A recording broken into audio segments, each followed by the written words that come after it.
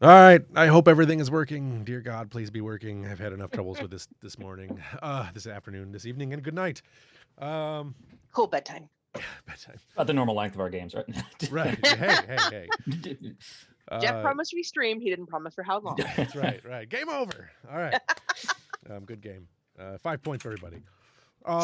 Sweet. It's the last session though, so. I'm your host, False. as always, Dr. RPG Jeff Harvey. This is Star Trek Europa, and this is part 2 of our episode that we started last. It was now 2 weeks ago, at least for us. Some of you streaming this will not have been 2 weeks ago, but whatever, that's good. This episode is called A Deep Hatred, part 2. So let's go ahead and introduce ourselves. We've done this a million times, but we'll do it probably a million more. Evelyn, go ahead. I'm Evelyn Corbin. I play Dr. Desave Onet. That's all I got. All right. Brian. I'm Brian. I am playing Captain Jorad Hayes, Captain of the Europa. Dr. Hage, downgrade and side grade. It's an honorary degree. Go ahead. It's not a right degree.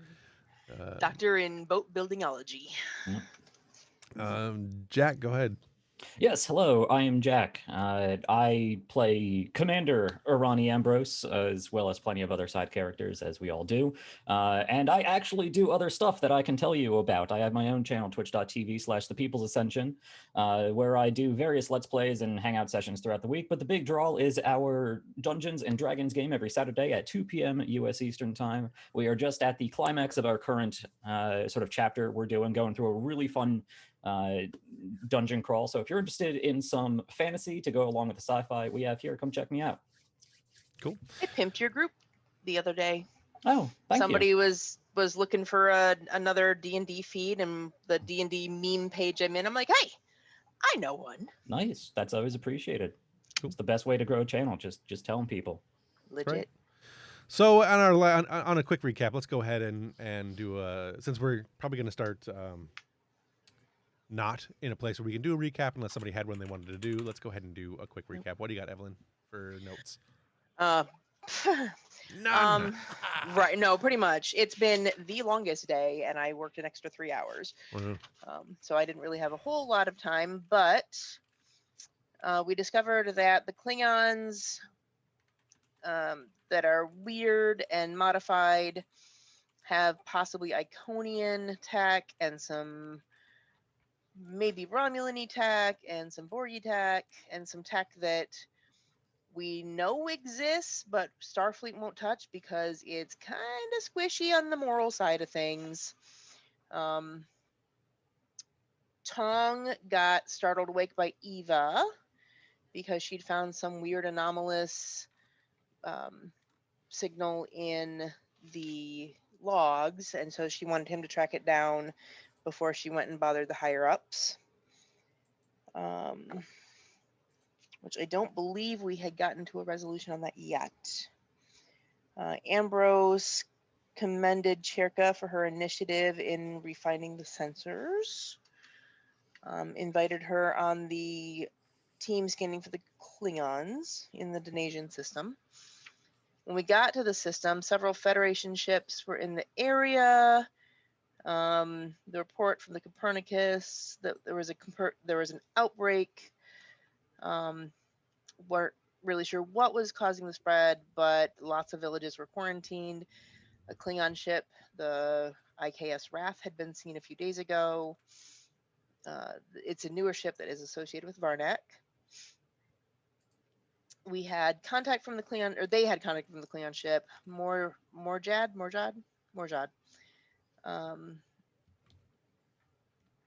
who is one of the sons of Martok, threatened the Copernicus but didn't fire on them, told them to leave. They detected several Klingons transporting into the Northern Hemisphere, so we decided wisely that we were going to also transport down into the Northern Hemisphere. The team I have going to the planet is Desavi, Define, Ambrose, and Chirka. Is that right? So Define come with us? yes, Define and Dasavi went to the towns. To alleviate That's the right. medical That's right. crisis. Not to the Klingons. Yeah. Okay. I think I started to make that note and then got distracted. Yeah. Okay. Anybody have anything they want to add? Are we sure we don't get one of Evie's characters in with the cave away team? Because it looks like things are going to go down here. Might be good to retcon one of them being here. The only character it would make sense to send is Mills, and she's already working on. I suppose really we could hand that over to Koba. She'd set up containment fields with Borg quarantine protocols on the brig because Hage wanted the Klingons transported straight up to the brig. Well, Yeah. then I think Mills was assigned for defending the ship in case it Yeah. was under attack, or if she needed to step onto tactical in case of a ship combat or something. Mm-hmm. All right. Well, I just thought. I'm might fine be either way. great. Okay. So I down. noted in the chat, but I also wanted to note for our audience that we landed on the line. Chirka had asked permission to be terrified, and Ambrose said no. Permission denied. Keep your shit together. And we went to black. Mr. Dong. Mr. Tom. You have been tracking down the anomalous reading that you have come to the realization was or appeared to anyways, be some sort of transmission from the ship to an unknown location. It appeared to you that the transmission had been sent from one of the decks where I think it was deck 1, I think, because we decided. And near A replicator in deck 1 lounge. Correct. It was one of the hall lounges, specifically, not one of the actual, not the. It was in a corridor lounge, not the main lounge. Mm-hmm. So, there's a corridor lounge just like that.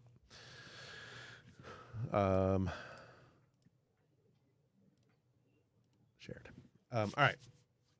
Brian, you're not logged into Fantasy Grounds at the moment. So, with that in mind, you were digging around. I don't remember if we'd gotten much farther than that. Because it's been 2 weeks and I didn't take notes on that because I suck. So,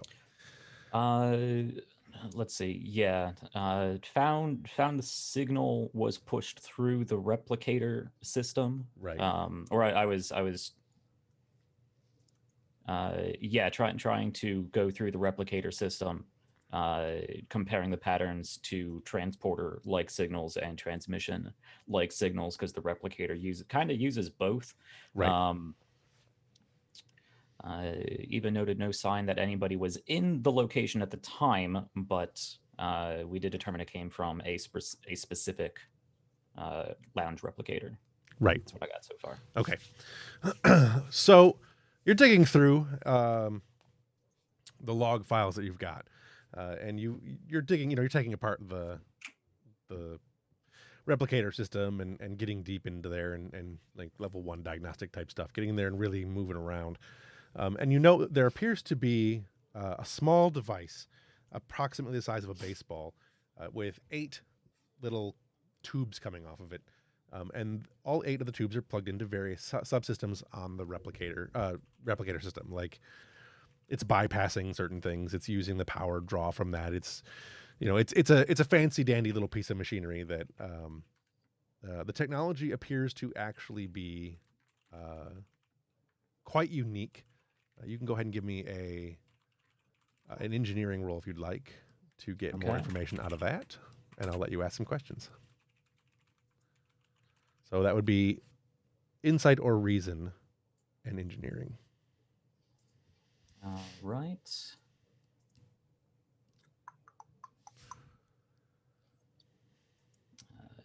Insight, engineering. Let's see, where is my information on Tong? Let's. Would my focus in transporters and replicators come into play here, or is this kind of bypassing that Yeah, speciality? I'll allow Okay. it. Is there a difficulty complication range you can give me? Difficulty is going to be 2, no complication range. Well, I Okay. mean the normal complication range. Sure. Yeah, we'll just go with this. 11 and a 5 for 3 successes. Well done, Tong. So the first thing you're going to get just outright is that the technology appears to be Vulcan in origin. You may ask additional questions if you wish. You have one question for sure, but if you have questions that should make sense to be able to ask, that you should know, go ahead and ask them, and I'll throw them in there too. Because I didn't really tell you what the thing did.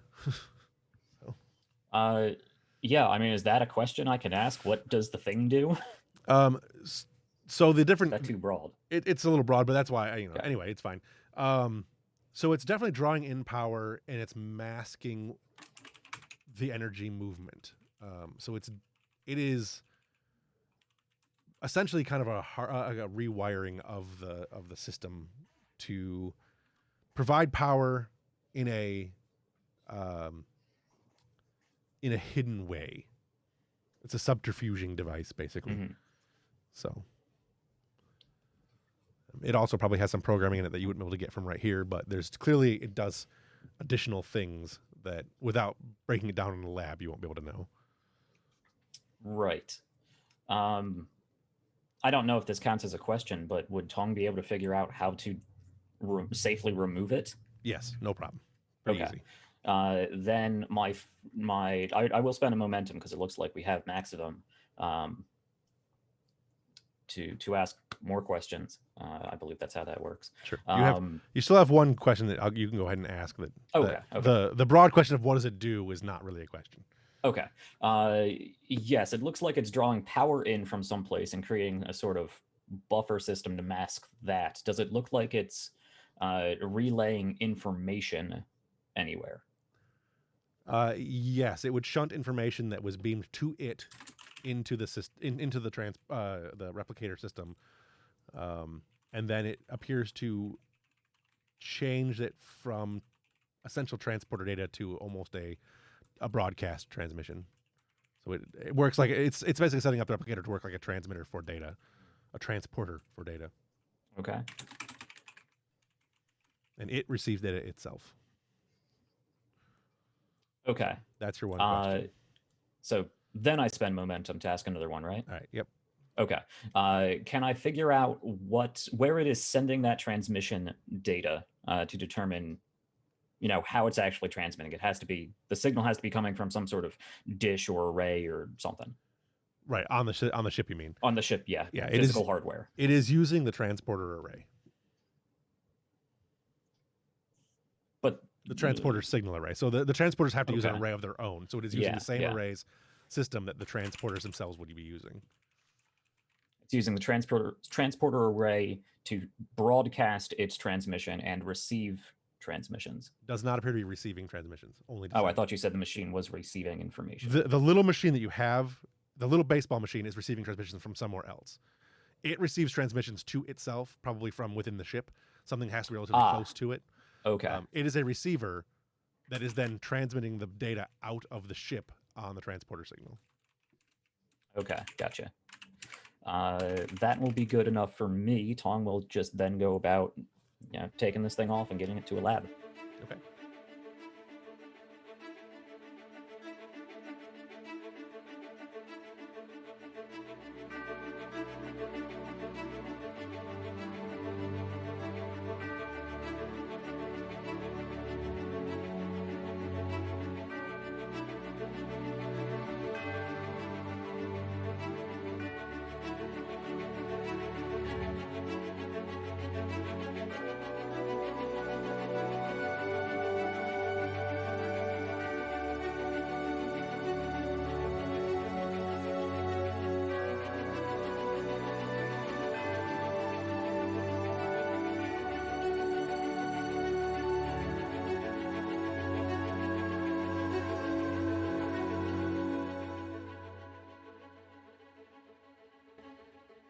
with Cyberpunk.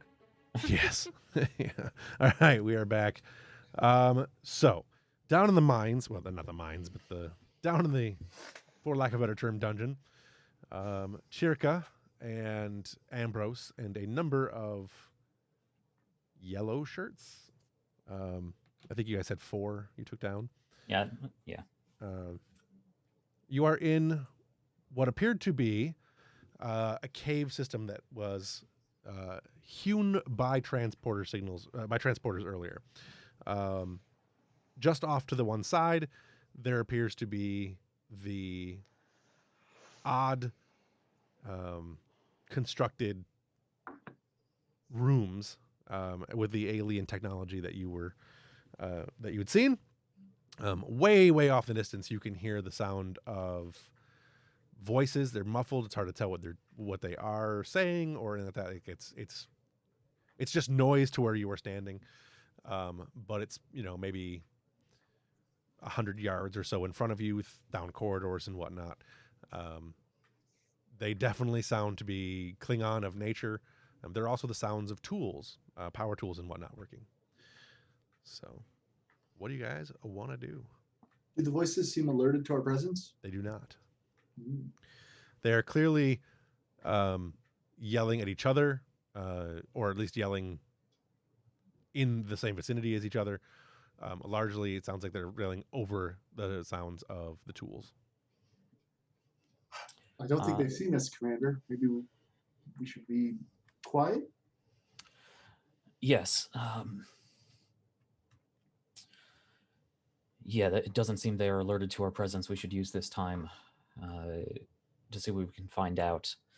That machine over there, you think you can get some information off of it? I can look for, yeah, I think I can. So she'll go over and she'll start like trying to take off panels, try to figure out what makes this thing tick. Okay. Easy to get the panels off. When you first open up the thing, there's definitely a mixture of technology in here. I shouldn't say mixture. It is a confusing array of technology in here. It is very old, and there are some slightly newer components. And well, I mean, there are some newer components that are obviously replaced by the Klingons. Go ahead and give me an engineering roll, and we'll let you get some tinkering around in there. I'll go ahead and use a moment. Okay. 8, 15, and 4. I assume that's 3 successes. Yeah. Difficulty was 2. Tinker around in there. So. Okay. But just so I'm clear, does system maintenance count as a focus? I would say no. Okay. Not in this case. All right. Then in that case, it's just 2. Okay. No, it'd still be 3, wouldn't it? Or no. Yeah, it'd be 3, wouldn't it? No, because if the focus doesn't apply, they're each just 1 success. Oh, the 15. I thought 15 was your goal. So no. Her highest ability is 14. I gotcha. Okay. So that's success. What exactly you're trying to do? Just get some information as to what's going on in here? Yeah, I'm trying to determine what this device does, who made it, that kind of stuff. Doesn't take long for you to determine this is probably Iconian technology. As to what it's doing, the console that you're currently looking at appears to be the life support system. Well, this is just keeping air in the tunnel, but I would guess maybe the more sensitive tech is down with the Klingons. Okay, I thought last we played, I thought we determined it was the transporter. I could be mistaken. There was a transporter system in there. Well, no. I don't remember how that worked out, but the machine she just looked at is the life support and basic power systems. Jackie is right, though. The note I have is the tech appears to be some sort of control center, energy consummate with transport systems of some sort. Right. Mhm. Yeah, we had that. Yes. So, okay. But that's Because a different if it is machine. a transporter, I have a plan. If it's not a transporter, then The room you're I'll in is not plan. a transporter. The facility was a transport facility, is what you got. The okay. It should have been that Okay. the main power systems in the building are running towards the transport system, and that's what the facility seems to be appears to have been built for. I mean, it's not complicated to figure out what that means, but Are you using transport with a capital T or a lowercase t? Is it transporters or is it? It is not transporters. It is a transport facility, as in there's some kind of. It's probably a gateway. Gotcha. For- Oh, okay. So we think that there's a gateway in here. Yeah, it's probably some kind of gate system here. Commander, I've got Okay. bad news and really bad news. All right. Good news first. Well,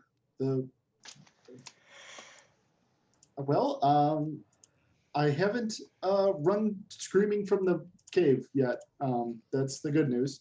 The bad news, though, is that there's an Iconian gateway. I figured that was a possibility.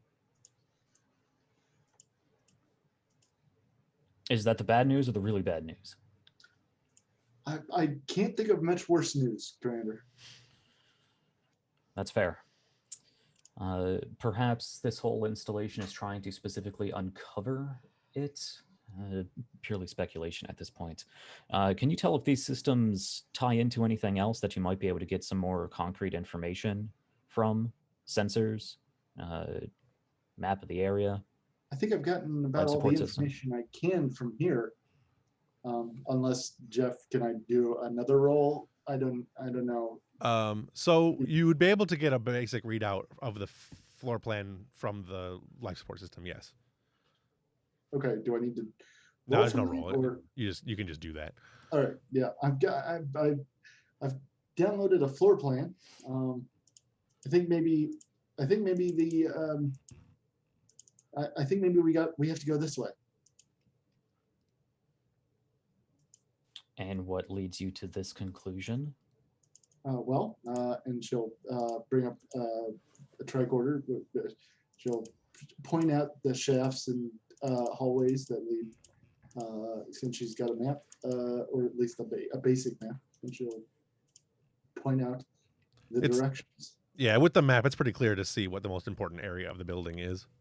Yeah. Okay. So remind me, did we have a specific mission we were on, a specific objective? I Determine what the We were Borg to were doing. acquire the what they're Borg. doing. Yeah, I keep just what saying- they're doing. Keep saying Yeah, Borg, but we were gonna take these Klingons prisoner. that was the hope for sure. Yeah. Yeah. I don't think that was ever Ambrose's hope, but sure, okay. No, that was what Captain wanted. Yeah, okay. All right, I'll roll with it. Yeah, because he was going to beam them all up into the transporter, Right. and lock them up right. after that. So Okay, let's proceed cautiously. These are heavily augmented beings that might be able to sense us coming. all right, gonna head into the facility then. Yeah. All right, you move through the facility. I'm assuming quietly, or at least in an attempt to be Mhm. quiet. It's not very difficult because there are power tools and screaming Klingons. Not screaming, but yelling Klingons. Slightly different from screaming. Did you have what? I'm trying to think what your augments were. You didn't have an actual augment ability, did you, Ambrose? You weren't you didn't have improved hearing or vision, anything like that, right? No. Okay. In that case, your sense of I have empathy, Yes. so I can kind of use that as like an empathetic sonar, I suppose. a little bit. You get the distinct impression that in the tunnel there are a number of Klingons. I think I decided there were 8 last time. However, after several minutes, a couple of them seem to leave, just immediately disappear, which indicates they probably transported out. Mhm. So, with that, we will jump back over to the city. While you guys walk a little farther. And I've got Delphine Mhm. and Desavi. The two of you are in the city. It's a fairly bright day, actually. There's a lot of Starfleet shuttlecraft, relatively speaking, flying in and out. They're bringing in medical supplies, a lot of which are too delicate for transport. It's a mutagenic virus, so you don't want to Right. do too many beamings, as it can break down. There's the potential for breakdown of delicate DNA strands and that kind of thing. So, in some ways, it is replication. So anyway, there are several buildings set up that are being used as quarantine facilities and triage centers and that kind of thing. There's a definitive panic in the city. It's a very it's an underlying current of panic in the city, in that there is so many people that are ill and becoming more ill, and the resources are quickly draining that sort of panic. There's also a large morgue that has been set up, depending on what you'd like to start with, or the admin buildings, or really anything, anyone or anything you're looking to do. So can Delphine start organizing the medical area? Sure. And separating the sick from the healthy and getting people to calm down. I have the bedside manner talent, which lets me, when the character succeeds at a medicine task to heal another injury, the character may remove a personal complication from the patient. So I'm assuming that some of them are sick, and I would like to get them all to calm down a bit. Yeah, you can start working on some of that. You're not the first ship to respond here, but you can definitely work on helping out with that process for sure. So go ahead and give me a roll. And are you doing just like in general, or are you going to one of the facilities to try to get people to get things under control? Can I organize multiple facilities from here? Like start coordinating in that? You'd probably need someone to contact. You could, yes. Yeah. Okay. We don't need to role play through going through and getting all the contact information and stuff like that. So that's what I was thinking. I would contact the right people and right. Start getting things organized in a efficient Starfleet manner. Right. I would like to spend another momentum. That is 4 successes. 3 successes. Sorry. 7 and 2 for 5, I assume. Yep. Okay. Yeah, you get that momentum back.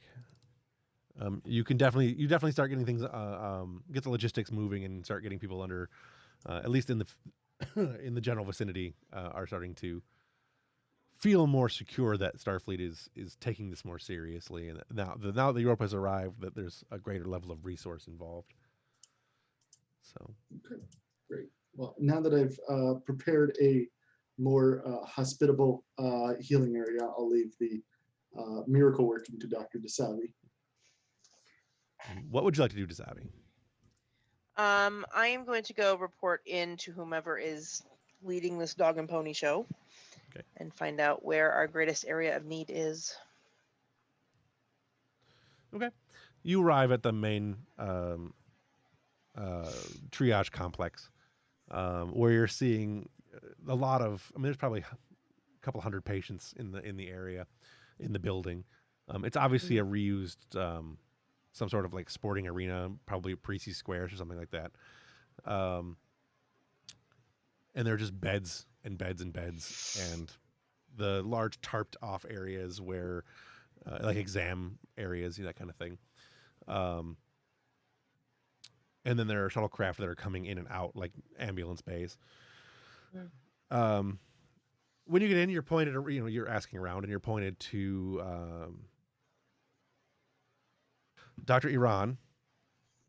He is the head doctor for the area, for the facility, and really the one controlling the city's response. Iran Torath. Torath. Torath. Iran Torath.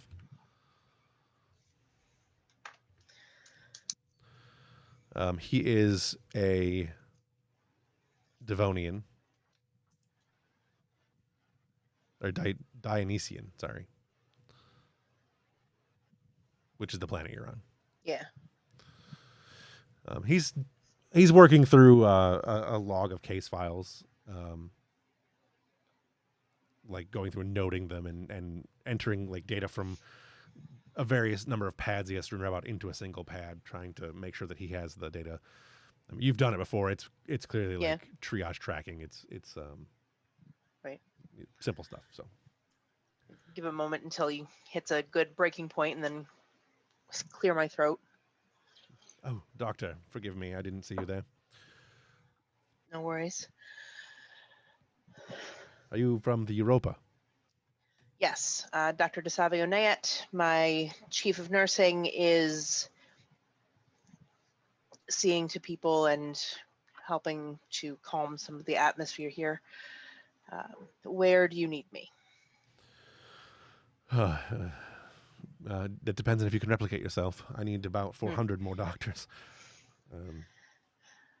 That technology is a little beyond us, but the Shame. Klingons might be working on it. Oh, that's encouraging. Encouraging is a word. The mutagenic virus, from what I can tell, does not leave a lot of room for doctoring.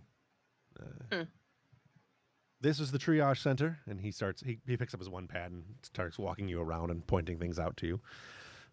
We are able to handle around 150 cases at any given time here. I believe there are about 230 here at the moment. The idea behind our triage is to simply see what state of the mutagenic, of the mutation, I suppose, the agent has applied to the individual. If they're in stage 1, they are mostly fine, and we will watch them to see if there's anything. As rapidly as the changes will come on, and by the time they reach stage 4, they are almost entirely in cellular compromise and internal necrosis. The virus is attempting, from what I can tell, to rewrite their DNA, but the majority of the Dionysian peoples here on this planet are incompatible. Who is compatible? There are a handful that we have found, about a dozen or so, who appear to have some sort of markers in their DNA that prevents that is the mutagenic agent binds to, and appears to be successful in its mutations.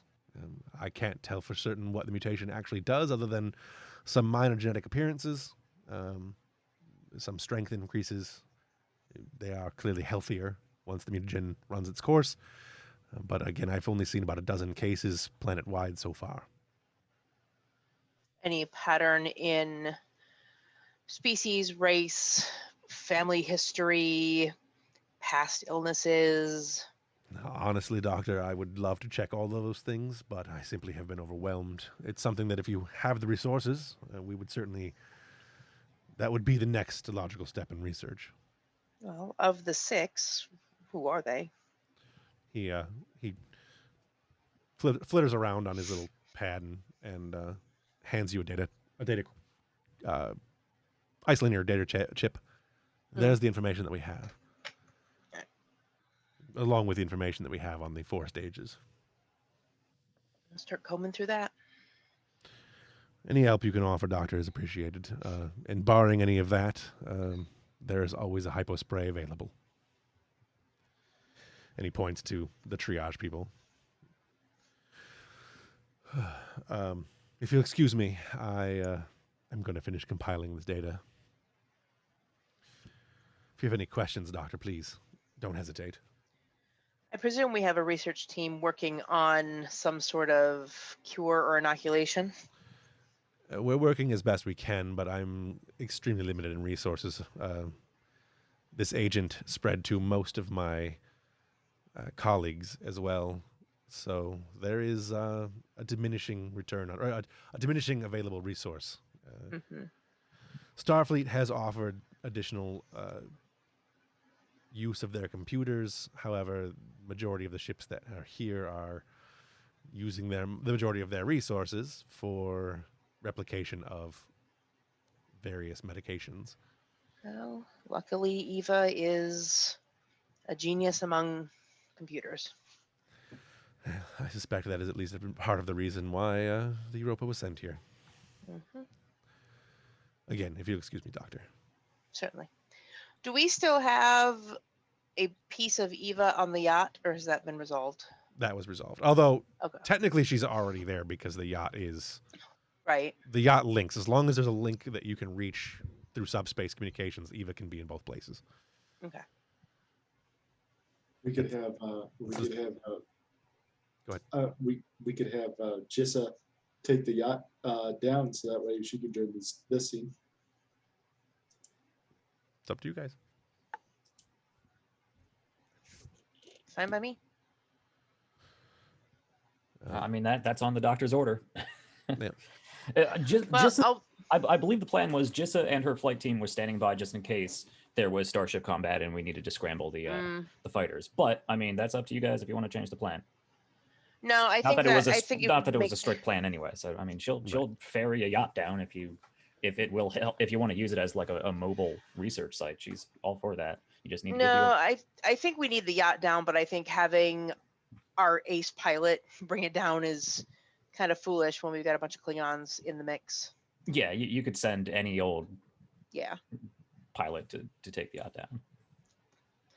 So I'll come up to the captain. Captain, I have need of Eva's brain. Could you spare the yacht? Consider it done. I'll send somebody down. Thank you. What's the status down there? Everyone's dying. It's a matter of when. That's awful. Indeed. Do you think that the Klingons we found in the cave might be involved? The timing is convenient. I'm withholding judgment, but the timing is a little convenient. I have Dr. Torres notes. I'm going to be poring over them. It would seem this virus is overwriting, or the goal of the virus is to overwrite DNA. Unfortunately, the Dionysians are not compatible, so it's just blowing through them. A handful of people, he said he's seen about 6 survive, and those that survive are stronger, they're healthier.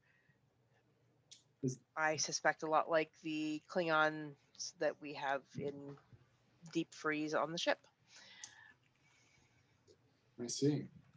Well, if you do find any evidence that the Klingons are involved, do let me know, because it may affect our other team. I wonder, and this is pure speculation at this point, I haven't had a chance to really dig into anything, but I wonder if the Klingons are at fault accidentally. You think they may have spread it, they may have the disease and spread it themselves. Exactly. An interesting thought. But we'll see what the research has to say.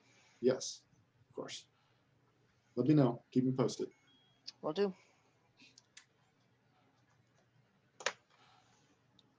Okay. Gonna start digging into that then? Yep. All right, give me a medical roll. Let's say, where's Dasavi at here? Dasavi. Let's go ahead and say reason. I would also allow daring if you really wanted to push the boundaries of what you're allowed to do, and medicine or science. Let's go reason for now. Virology, infectious disease, or xenobiology would apply. Okay. Does the calm and orderly environment provide an advantage? It would actually negate the disadvantage from earlier. Well, I'll take it. That was very loud. Oh, terrible roll. Terrible roll. It's one success, though. Okay. It's going to take you quite a while to go through this data. It's a lot of overwhelming information. With that, I'm going to say you get the basic information. You get to see his, what he's got written there. You get the 6 names. Where Okay. do you want to start with your comparison of the 6? The first thing I want to know is what species are they? They're all Dionysian. Oh. That's clear. Okay. That's why he couldn't give me a proper answer. That you don't even need to roll your thing for. But if you Okay. want to, where do you want to, beyond that, where do you want to start? You want to get deep into their DNA and RNA sequencing? Do you want to get into their genealogy? Do you want to get into any past medical history? Similarities as far as like training, education, life experience? The phenol suggests, since it seems to be genetic, maybe look for recessive genetic markers. Yeah, I think starting with genetics first, and then from there, past medical history. Okay. And then I think third on that is going to be similar life experiences, work exposure, et cetera, et cetera. Right, typical stuff. But you're gonna start with the gene. You're gonna start with the genes. Yeah. Genetic markers and whatnot. All right. I am gonna have the two of you do an extended task. Whichever one he wants to lead can lead. I assume that would be Dasavi. Yeah, I'll take lead on that. Difficulty is 2. Your work is only going to be 8. Resistance is 2. Magnitude is 2. Okay. So not super difficult. No. Focus is still apply. Focus still apply, and your time interval is going to be 6 hours. Okay.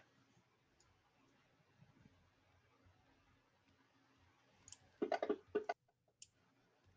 little bit better. Nope, that was kind of a little bit better. That's 2 and a complication. I assist. And that's successful assist, I assume. Yep. All right. So difficulty was 2. You've got 3. 3. Which is... Does the ship get to help? That's true. Ouch. Yes, because you brought Eva down, Eva actually gets to help. So you get full Eva whatevers, which means that she's got advantage on 5 and under, and she doesn't help at all. She's like, I'm working on it, damn it. You squishy meat Well, suits. really, I brought Eva down to get her working on a cure. Gotcha. Well, you have to identify a path before you can do Right. that. So, she's working on other information. That's why she could only help out with over here and didn't help you very much, because she can multitask, do both. Your resistance is 2, so you have 1 success. I'm sorry, that resistance applies to work. So go ahead and give me your little dice roll there, the 6-sided die. Yeah. 5 total with 2 effects. -2. You do have the 1 momentum you can spend to reduce resistance if you want. Yeah, that's a 2-for-1 special there. Yep. So you've got 5, which gives you a magnitude. And 2 of the effects don't matter in this situation. All right, so you're making progress. You're clearly making good progress. The complication is going to come into play. I'm going to use that. I'm going to take that momentum or threat because I'm going to use it on the next roll. So it's going to complicate your future roll. Okay. In fact, I'll just tell you what it's going to do now. I'm going to up the resistance by 1 for the next single roll. Okay. All right. So it'll be a 30. resistance of Ooh. 3? It'll be resistance of 3, not 30. I typed 30 for a second there. All right, so the next 6 hours, you guys are doing that. You're montaging with light beams and test tubes and whatnot, which brings us back. What's that? Science. Science. Which brings us back to the more immediate threats, which is Arani and Chirka. Tong is, I'm assuming, in the lab doing things, which we'll get back to him shortly also. All right, so you guys, one of you, no, I'm not going to make you do that. I was going to say give me a sneak in roll, but it doesn't. It's unnecessary. What is your plan currently? You can quit pretty quickly. It's not a huge facility. It's probably only like the size of a small office space, like a small office building, I should say. You can come upon the Klingons fairly quickly. They are around a corner. When you go in, there's a long hallway, and then there are several doors along the hallway. But when you get to the end of the hallway, or you can see the end of the hallway, it takes a sharp left turn, which is where the sound appears to be coming from. I remember I asked the doctor at some point to look into ways of disabling the Klingons' technology, but I don't remember if we actually ever got anywhere with that. You had not yet found Okay. a means. She was working on, I think she actually got you a hypo spray or something that would possibly work, but it wasn't like arranged. I don't know that we got very far on that, is what I mean. Yeah. Certainly, if you could get within touch range, you could use a powerful sedative, which the doctor would have certainly been able to give you. Okay. Like can we determine Kogas. ketamine, Kogas? Like ketamine. we determine how many are still here? There were 8, some left. Yes. You focus a little bit. You can focus on their individual the individual emotions of the people that are there, and you get that there are 6 remaining. So 2 have left.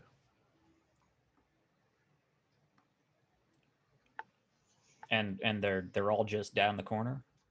Pretty much, yep. Okay. The room that getting a basic sense of direction from there, the room feels fairly large. They are spread out, but you can hear for the most part that they're roughly in the same area, they're roughly in the same area. And that's where the sound of various tools and correct, yeah, construction is going on. Okay. That room may be, mechanically speaking, several zones large, but it is pretty much one room. Can I offer momentum to say that the room is unsound since they're working on it? What do you mean unsound? Like it could collapse at any moment with a little provocation. That's not the kind of work they're doing.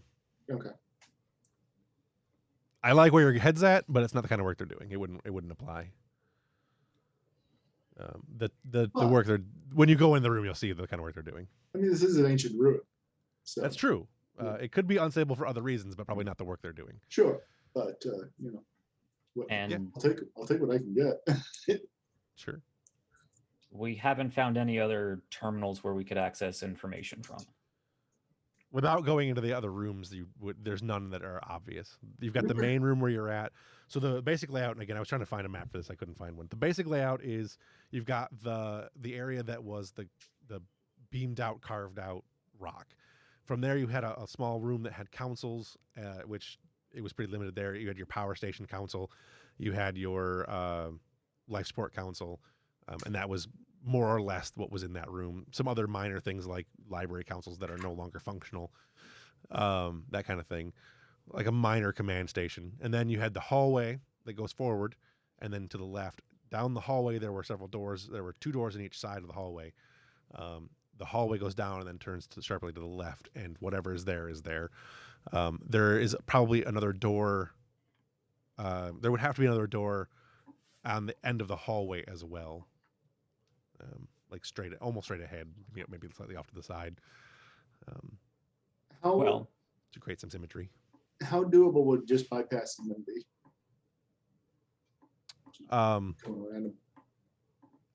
Depends on where you want to get to. Like past them, where you're at. If you wanted to go past them, you could go in one of the other doors, like the doors in the hallway and around.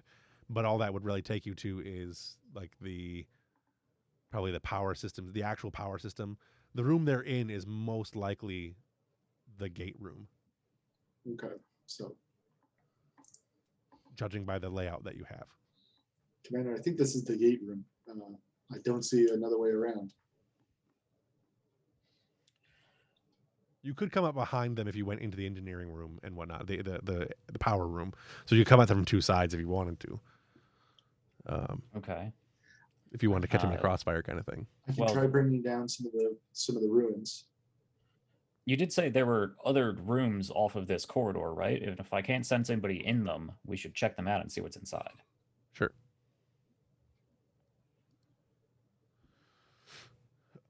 So you're gonna go to one of the subrooms.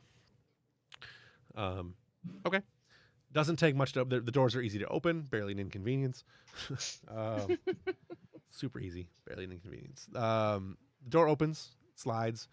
What you find in there, the first room appears to largely be living quarters. They are not. They're humanoid living quarters, but they're certainly not modern by any standard. There's nothing really in here other than what look like bunks and storage facilities, like storage things. It's been ransacked pretty thoroughly by probably Klingons. Not much for the first room. The second room, though, you do find, well, I should say, as you go through the rooms, you find like a storage. You find the living quarters. You find like an eating area. You find the basic mundane things you would need to have this be a base that functioned. And last, one of the ones you come across, though, appears to be a room with cryogenic pods in it. The pods, however, have been shattered.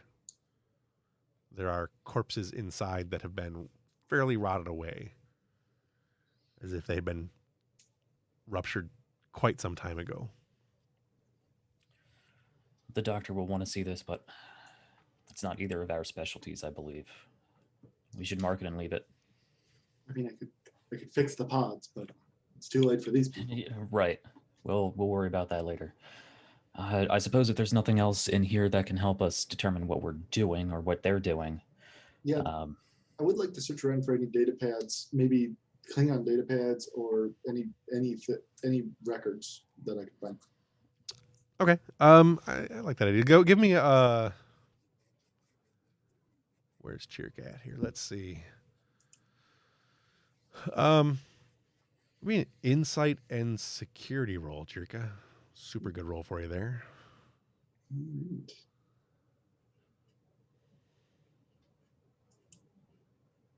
Difficulty will be 1. You said security? Yeah. Okay. Why not broaden your horizons?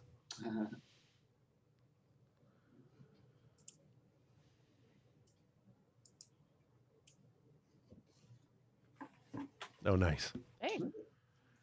All right. For that. I'll say you do find a pad. It is, however, locked when you find it. It wouldn't be hard for you to unlock it, being Chirka. It is a Klingon data pad from the IKS Wrath. Do I have time to take a quick look at it, or should I just stow it away for later? You can take a look at it now if you want to. All right, I would like to take a look at it now. Assuming that Ambrose says you have time to do it. It's on him. I think she'll do it without waiting to see if that's okay with Ambrose. That was my plan anyway. Look for information. Right. Give me control and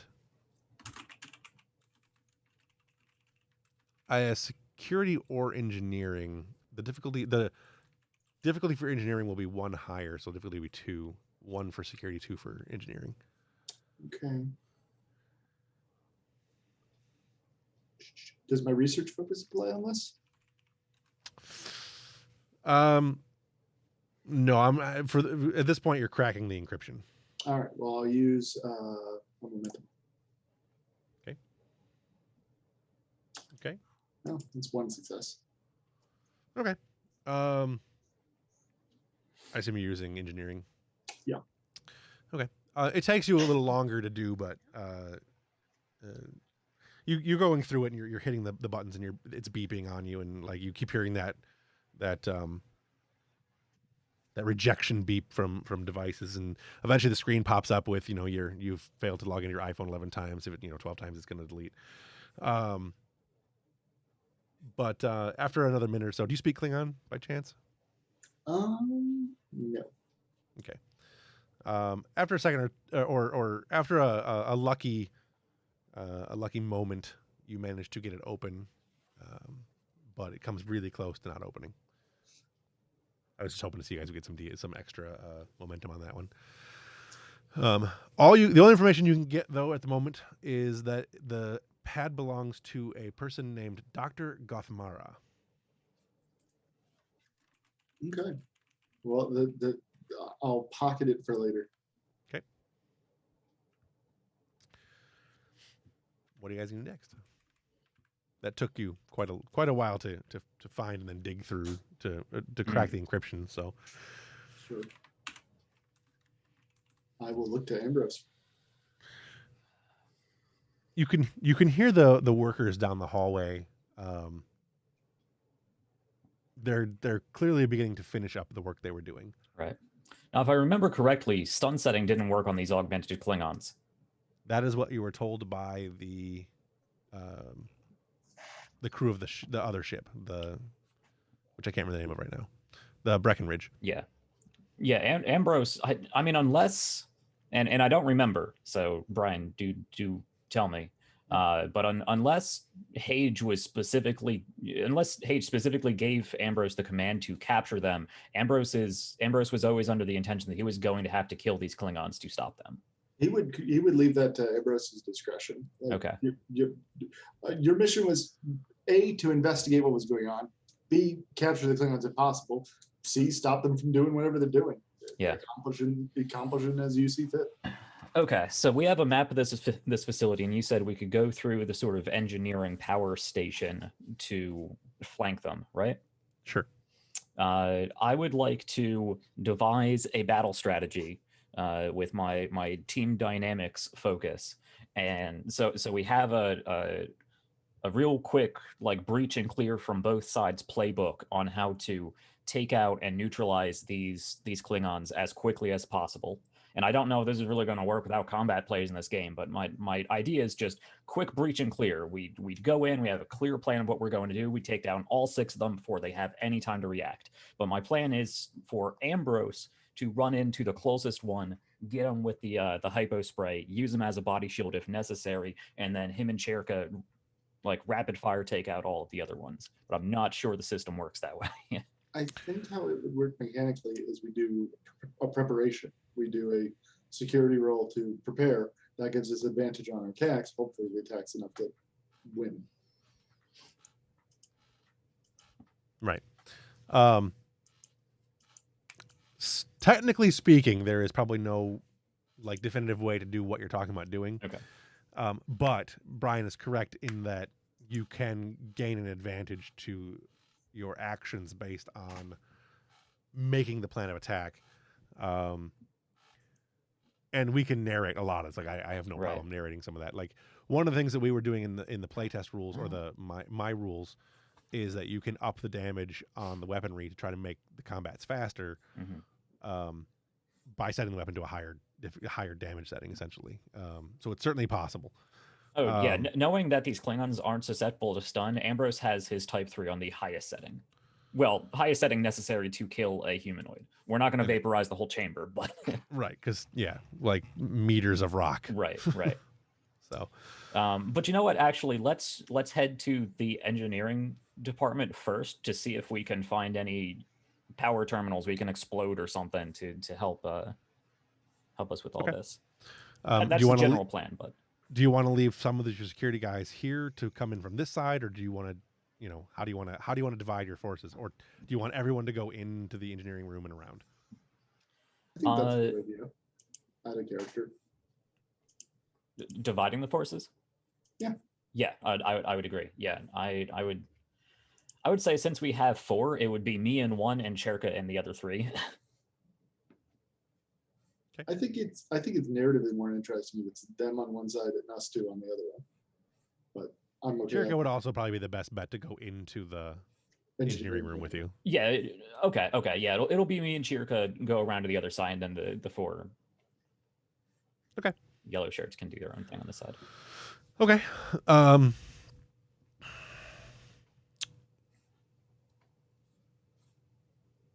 Yes. Okay. I was trying to think if I wanted to change something but I don't. Okay, we're good. So you guys head into the engineering room. Give me both of you give me a daring and security roll. Difficulty is 1. This is just to go past because you have to go past the hallway to get to that little room. I just want to make sure you don't get seen. One success is all you need. I have a focus on escape and avoidance. Sure. Can I use that to like help Cherka too? Um, Is there like a group? I know some systems have a group roll, or do we both have to roll individually? Or I'm not sure there is. So the way group roles work in this is that you would use They you do. just basically just roll again, right? It's like so it's you'd roll 2 and she'd roll 1 and you get the bonus that way. But that's to complete a task. They have an example of this in the starting adventure, where one person completes the role for the party, basically. Right. yeah, I thought this game had something like that. It would. Honestly, though, because this is the one thing about sneak rolls and stuff that I'm not always 100% sure I like in other games, but it should be the person with the least capable person should make the roll. However, I would say that your escape and avoidance focus would apply to Chirka's role. Okay. Yeah, but between escape and avoidance and team dynamics, I feel like Ambrose would clearly be able to just guide Chirka through this. Right. But we'll have Chirka make the roll. Difficulty is 1, and you have a focus. So are we both making the roll or just Chirka because she's the least? We'll just have Chirka make the roll since she's the least capable in this situation. Okay. Well, I'm going to spend momentum. Yeah, go for it. You know what? I'm going to spend another momentum and give you a threat to roll another dice. Okay. So you're rolling 4? 4, yeah.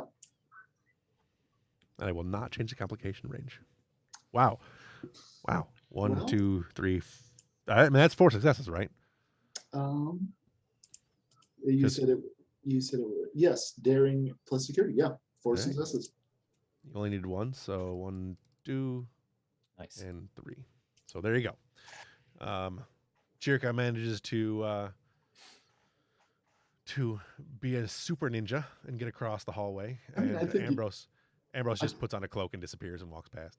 I think like as they're sneaking, like Chirka is like looking at Ambrose, and she's a bit impressed by his implacability, and she's like taking a page from his book and like trying to act like him as they sneak, and she's only hyperventilating a little bit. Ambrose has walked this way, and Chirka just kind of, same thing. Anyway, I was like that walk this way joke. All right, you guys managed to get into the engineering section of the facility. It is a large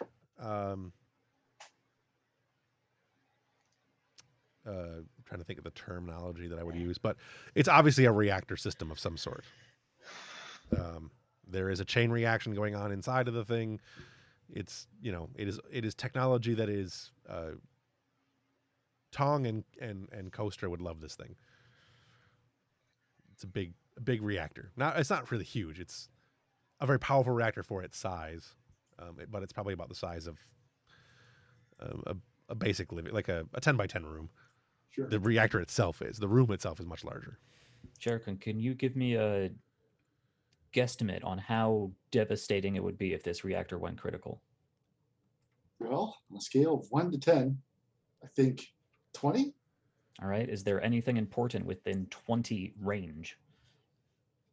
She'll do some back of the tricorder calculations to try and figure out exactly how dangerous because this sounds like a perfect contingency plan. Set this to overload. So if we fail or something, it blows up and destroys the gateway. That's Ambrose's plan. Right.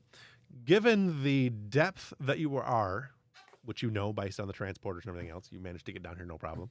And the location of things on the surface, as well as tributaries, and it would be a significant, like a Mount St. Helens type of event. Were there any settlements nearby? Not within blast range, but probably within fallout range. Okay. And it would also, it would change the course of rivers and things like that, and send all kinds of debris into the atmosphere. Okay, so right. Maybe not a sound contingency plan. Certainly, it would definitely destroy the gate. Like that gate would work. Gone. But, yeah. It would definitely work. Okay. And it was one of those things that with Starfleet here, they could certainly recover from it, but it would be a newsworthy event. You know what? No, I am going like this. This goes for my values. The Federation must be preserved. Gateways need to be destroyed. It is Federation dictate that Iconian technology be destroyed if it cannot be, secured. Right. Yeah, I'm gonna call on that value. Chierka, set this thing to overload within 15 minutes. If we're not done by then, we're not gonna be done. And we gotta destroy this facility.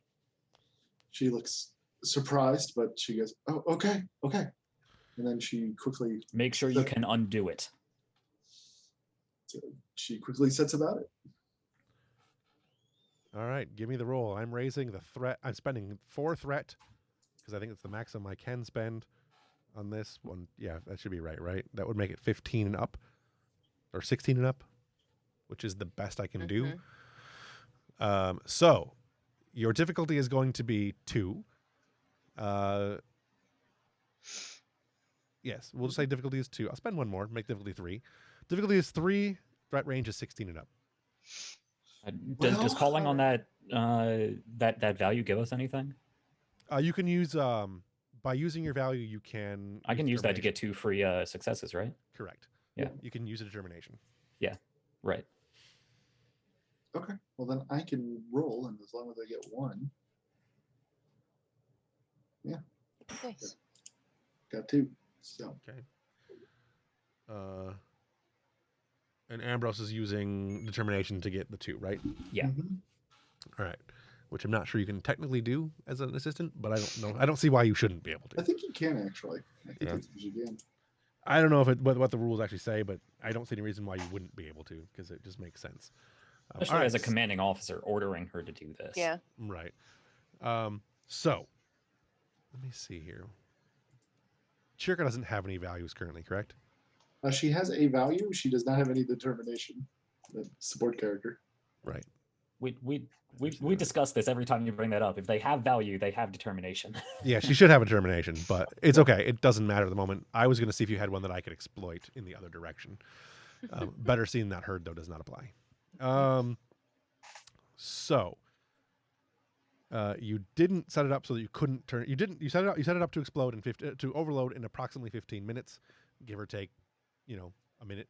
Or whatever would be an acceptable, reasonable amount of time. I don't know how much you plan for this to go awry, but 15 minutes sounded like a good.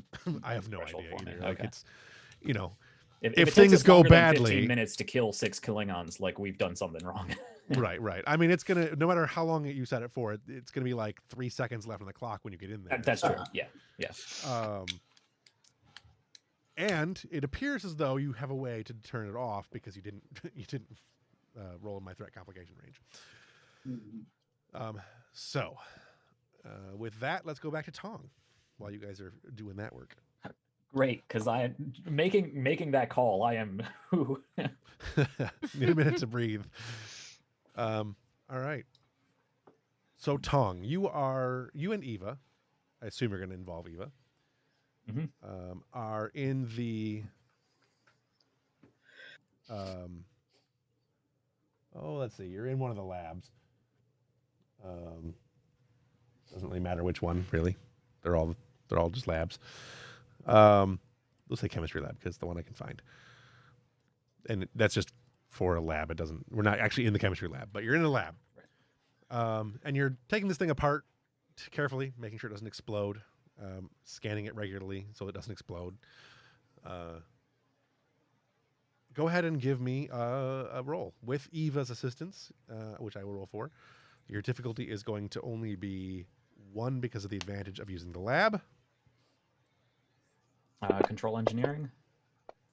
Control engineering or reason and science, your choices. No, whatever you control engineering. Yeah, whatever you feel is most appropriate and you can justify. And Eva does assist. Okay. Difficulty complication. Difficulty is just 1, normal complication range. Okay. I need my threat for other things. Yeah. You said difficulty 1 and Eva already assisted? Yes. Okay. So you've got success. Yeah, I'm not going to worry about any kind of bonuses then. Yeah. Okay. The only benefit to having more successes at this point would be to ask more questions. Cool. That's 3 total. 3 total. So you have 2 successes, or 2 above, I should say. So you get the basic information that you get from this thing is it is It is an older type of Vulcan technology, which you are kind of already knew. It was used in ship systems maybe 35, 40 years ago to help maintain redundancy. It has been heavily modified. The modifications do appear to be made using Romulan technology.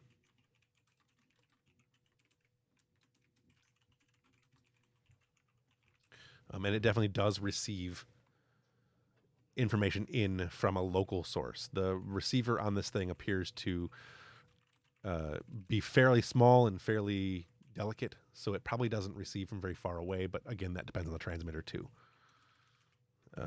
You're guessing probably no more than maybe 3 decks in any direction based on the receiver alone.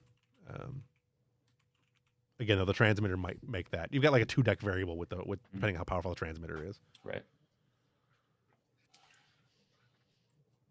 Okay. Can I... Does this store information on it? It does Can not. Okay, so I can't look for the frequency of the transmission that was coming in and backtrack it. Well, it would definitely be the receiver would be set to a specific channel, and the transmission would be set to a specific frequency as well. So that information would definitely be there. Yes. Okay. Okay. Yeah. So you get that. You get both sending and receiving. Okay. It is a. I will also add that it is a system. It is a frequency that is not commonly used aboard starships, so it's not something, and it's not something that shows up on the primary sensors. It's a very low frequency transmission. I have one more free question, or is that spent? You have one of your momentums you still have. Okay, I'd say let's just bank that momentum. Okay. But I definitely have things I want to do. Sure. So I would like to see if I can create 2 things. One is basically put a bug in this thing so I can reconnect it, and then whenever it's used again, that information is also sent to my end. Mm-hmm.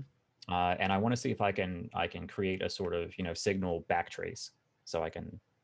So when that transmission is received from that local source, it will ping on my my GPS of the ship, and I can be like, she's right there. Okay. Yeah, you can probably use Eva to set up a triangulation, because you'd have to have 3 points, right? So you'd have to create this point plus a second point, and then your third point would be the origin, the transmission origin. Mm-hmm. So yeah, Eva could certainly do that. Set the internal sensors up to find this specific frequency if it transmits across ship anywhere. You know what? Is it too late to use that question? No, go ahead. Is there anything that would cause this device to have any sort of catastrophic failure? Will it blow up? Will it erase itself? Will it send a virus into our ship? It definitely has a kill switch in it. But it doesn't appear to that as it would do any catastrophic failure damage. Like it would just stop functioning on its own, and that would be it. Okay. Like it would probably slag its internals. That's about it. Okay. It is definitely not intended to destroy any significant portion of the ship in retaliation. Gotcha. Okay. Yeah, a bug and a tracer. That's what Tom's doing. Give me a roll. Give me an engineering and daring, since this is not your technology. Daring and engineering. Okay, I can do that. I don't think any of my focuses really apply. I don't think so. I would not think so. No. Difficulty? Difficulty is going to be 2. Standard difficulty. And Eva will assist. Okay. That's good enough.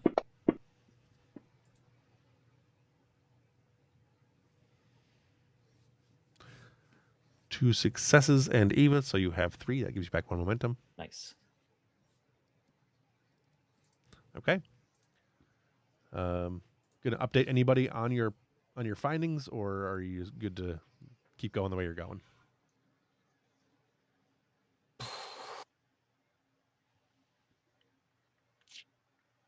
No, Tong's just gonna keep doing his thing. Okay. At some point, Kosher's going to be like, what the fuck is going on my ship? All right.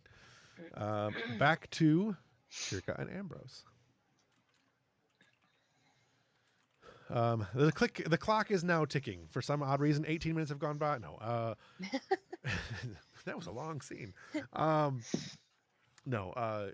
Time is now ticking on the clock, though. So what are you going to do?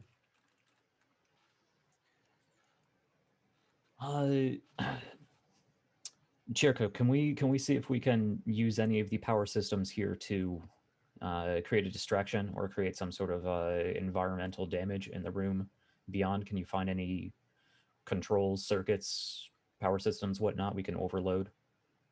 Yeah, let me look into that. I'm sure I can figure out something. I mean,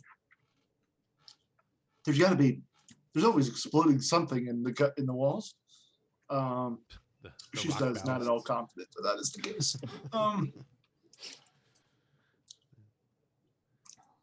Engineering, daring roll? Engineering and daring, and I'm going to go ahead and say the difficulty is going to be 2 with a complication. And this is, I'm not going to spend points on this complication because of what you guys are doing before. By overloading the system here, you're channeling a lot of energy through things. You run the risk on a complication of 19 or 20 of shortening the amount of time before that thing explodes. Does my system maintenance focus apply? I'm gonna say no because you're kind of doing the opposite of maintenance. Fair, but I do know a lot about system maintenance, and therefore. That's true. That's true. If you know how to fix it, you should know how to break it real good. I suppose that's fair. Is part of maintenance. Yeah. Yeah. You understand where the failure points are. I'll take it. Sure. All right.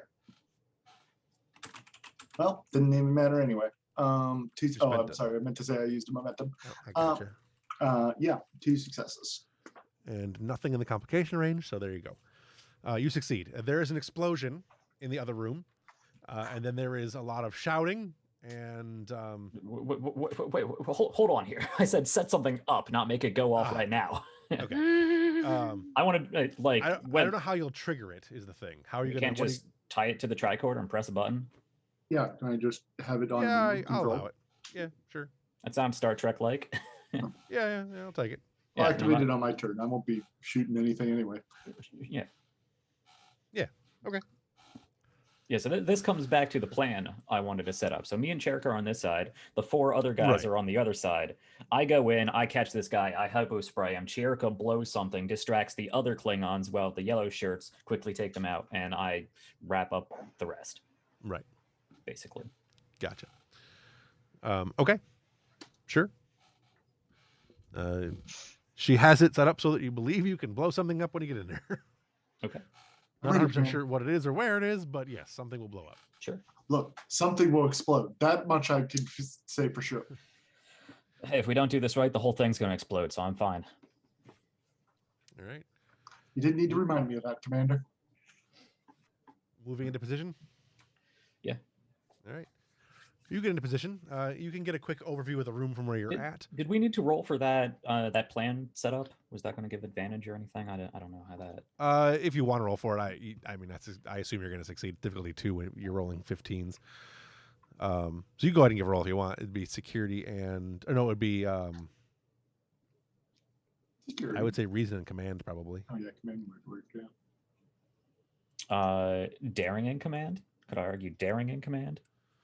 Yeah, I'd take daring and command since right. you're fighting Klingons that have that are an unknown quantity. Ambrose is definitely more daring and intuitive with his planning than he is necessarily Strategic. Sure, yeah. I ain't got no strategery. And yes, with my team dynamics, that gives me a focus. Yeah. Cool. Gotcha. 2. So that is enough. That gives you the advantage. That will administer an advantage until things go sideways. Okay. Okay. I take this. I don't want that there. That's also not who I want there. That's the one I want. You can't see him though. And then I want maps, and I want. Where's my door? Come on, you're killing me. Oh, that's because I'm on NPCs, not maps. There we go. You look around the corner and you see that, except with Klingons. I see a question mark with an X through it. Yeah. Dang it. All right, well. I can see the tiny picture on. I Oh, can there, see there it. it is. All right. Yeah, I don't know why you guys couldn't see it, but did it come through? Yeah. Yep. It just took a All little bit. Yeah, just loading because you hadn't seen this one yet. So that's your room. The doors are on the side that we're facing into. So you're looking into the room from a doorway, and then the other doorway where they'll be coming in, where your guys will be coming in from, is to the left of that picture where the light is brightest. What you can do? There are 6 Klingons in there, all at various stations, including this guy who is near the middle. What? It'll load. Okay.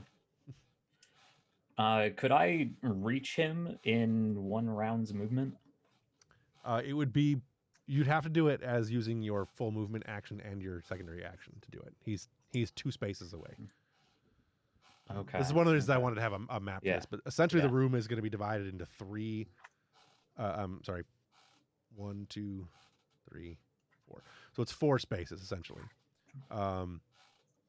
You can get to him in 1 action, but it would require all of your actions to do it. That makes sense? Yes, yes. Let's see. I need to open up my combat thing here.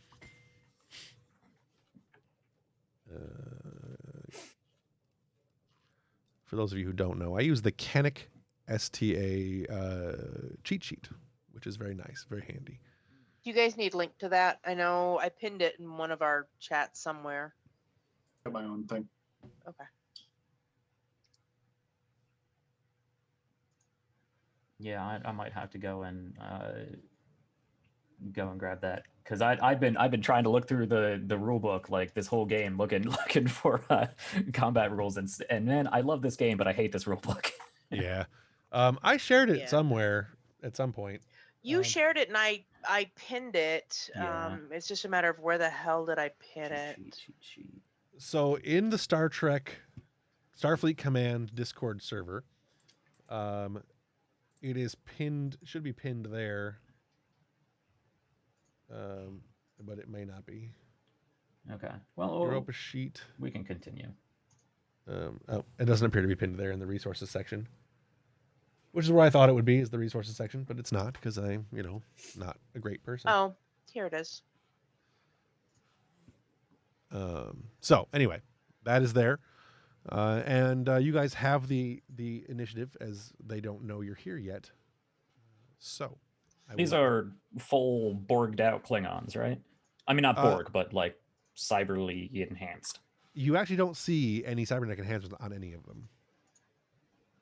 They are probably enhanced, but you're not visibly seeing any enhancements. Okay. It is a safe assumption that they are though. Yeah. No, this doesn't change anything for Ambrose. Everybody's weapon has still been ordered to be set to kill. Right. 2. With that note, you get to go first. I assume that the other guys are going to wait for you to make your first action. All right. This guy we have a picture of, he's in the center of the room. You said? Nearest the center, yeah. Near the center. Really stupid. Which is where the gate is. He's standing looking up at the gate. Right. If I rush straight to him, would I be behind decent enough cover that I'm not just going to be completely blasted by 5 other Klingons? No. No. Okay. No. So I probably don't want to do that. You would have no cover if you go dead for center. But by the same token, he's not under any cover. Right.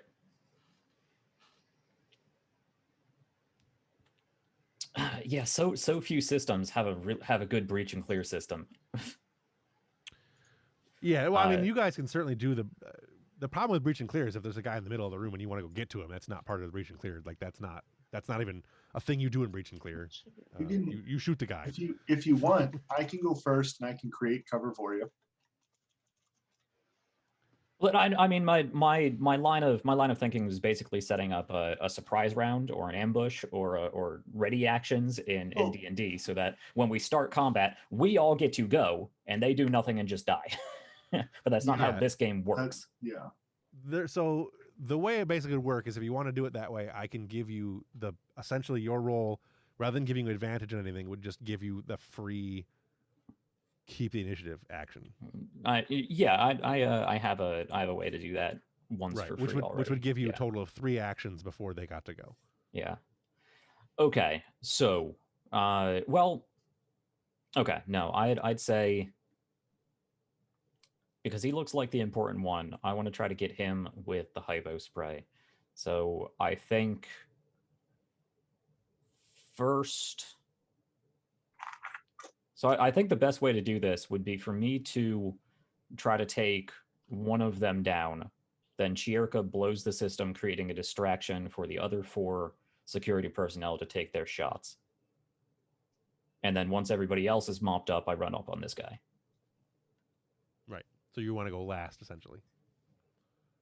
Or no, you're going to go first, shoot somebody, then Chierka. I can't see any way that we're going to take down all of them in a single round before they are able to retaliate in the system. That's not really how this is. Not really, no. I mean, area of attack weapons. You have area of attack weapons, so that's the only way you'd be able to do it. But you have to do a significant amount of damage to be able to take them down. And these guys, I don't want to get into what their stats are, but they're not going to be easy to take down. They're not going to be easy to take down. No, I want to keep him alive, so I guess we just got to take out the other 5 first.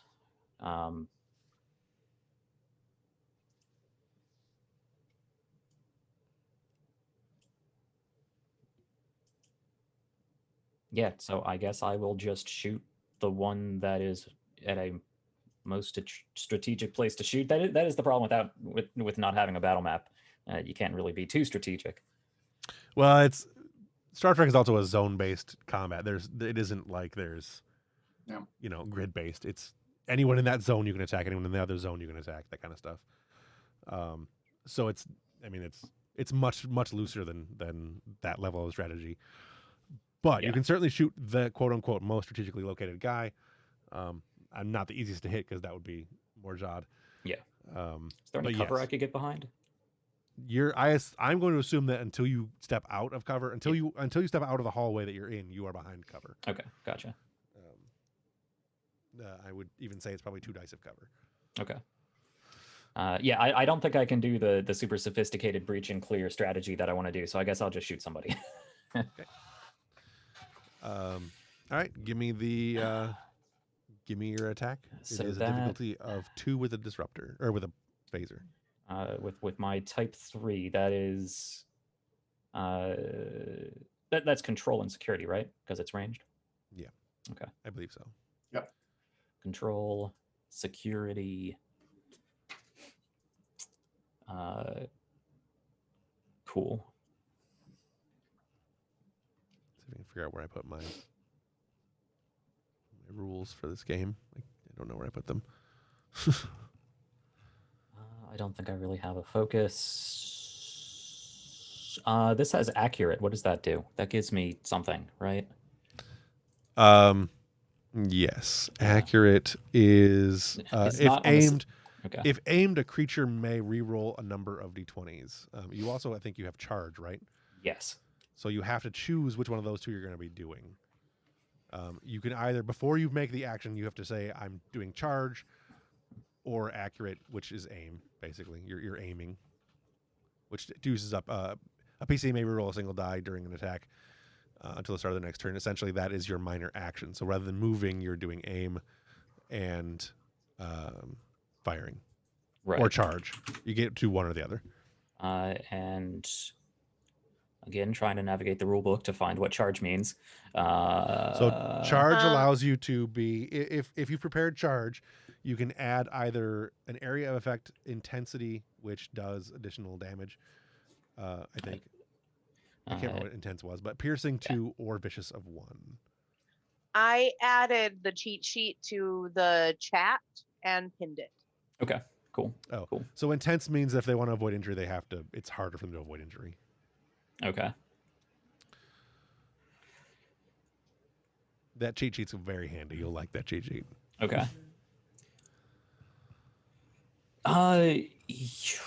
Difficulty 2. I'm rolling a 15. I just get flashbacks of the time at that station against the giant robots where I just completely whiffed. It is possible. Unfortunately, one of the things about this game is the difficulty for firing weapons is almost always just 2, and you can sometimes fail. Yeah. No, I'm going to go with aimed because I'd rather just make sure I hit, and it's a type 3, and I have high security, so I should be rolling quite a good amount of damage dice. I think the type 3 gets a bonus when you're aiming. I don't have weapons in front of me, unfortunately. I'll look it up. That's the one thing my cheat sheet doesn't have is the actual weapons. I have other cheat sheets, but I don't know where any of them are. There's a point when if you got so many cheat sheets open, it's not worth having. And normally I have my screen. I have a GM screen for when we're playing in person, and they're on there. If the character performs the aim minor action, they can any number of d20s may be re-rolled. Yeah, that's the accurate function. Yeah. So I'm gonna use my minor action to aim with the accurate quality, and then I'm gonna fire. Okay. So I get to roll my 2d20. I don't have any focus, but I can re-roll any of those 2. Actually, you know what? I'm what is that? It's bold. Take a threat. Okay, I like those. All right, go. Booyah! You know what? Just because I can, I'm going to re-roll that 18. Okay. That's 3 successes because I don't have. Interesting. Tong, what are you doing here? Get back to the ship. Right. I'm helping. That is 4 successes, right? Because the 1 counts as 2. Oh, right. Yes, 4. So 4 successes, which means you hit and you have 2 momentum to spend on the roll itself, or the damage roll. I mean, which again, that sheet. If you look at that, it's got momentum spends. If you open to that cheat sheet. There's all kinds of things you can do with that. Yeah. So, and then you will roll the weapon is, I believe the type 3 weapon is 3. Oh man, this just caused my eyes to completely glaze over. There's a lot of info there. Yeah. Okay, but weapon damage is the Star Trek symbol plus security in D6s, right? Correct. Okay, so that is all of the D6s. Well, the weapon does 9. No, it does 4. What? The weapon does 4. It probably has your security. I already built that in. I built that in. Yeah. Gotcha. Okay, so I roll 9d6. 2, 3, 4, 5, 6. On your sheet, if you've got that, you can double click. You can double click on the 9, and it'll just roll it for you. Well, I already clicked on all the d6s, so I'll just do that manually. It does the math for me if you do it that way next time. So. Oh well, I guess I can just drop the d6s. That's right. Drop them. There you go. 12 damage and 2 effects. Plus you have 2 momentum. So the 2 effects don't apply because you don't have, you didn't charge.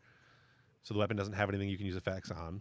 Normally that's what we'd use. You'd use charge. You'd use your effects for that. Okay. So you don't have that at the moment. Or if the weapon has other effects, but the Klingon weapons have some effects that they don't need charge for. So you did 12 damage and you have 2 momentum. What do you want to do with the 2 momentum? The 2 most common things are usually like piercing, disarm. Yeah, I actually, it's easier to read from the book than it is that eyesore of a Really? I find this thing way easier. I think once you figure out what's where, it's a hell of a lot easier. But at first glance, it is There's a lot there. Yeah. Okay. You can do. Yeah. So you could do the ones that you can do for combat, and I'll just read these off. You can find them in the book while I'm talking. I have it. Bonus damage. disarm. Disarm, penetration, reroll Yeah. damage. You can also do extra minor action, keep the initiative, penetration, reroll damage, avoid injury, secondary targets, or swift tasks. So, just that's Right. for the people listening. Those are the minor actions you can do in this kind of combat. Right.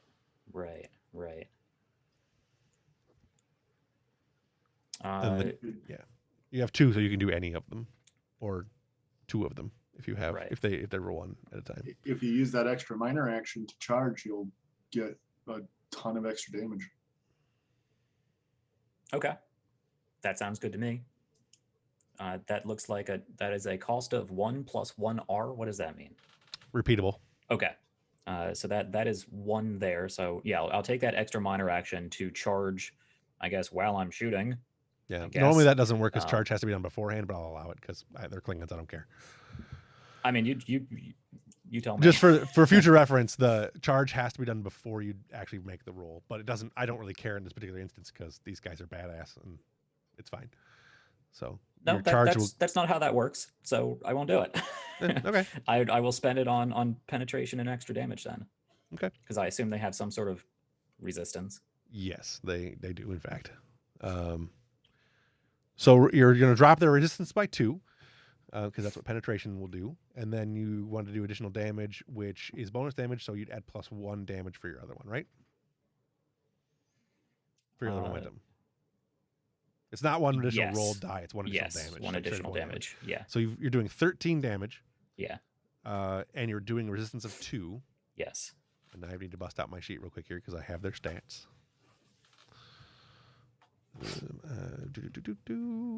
Stats of Klingons. Oh, crap. Okay. I only sort of have the stats for Klingons.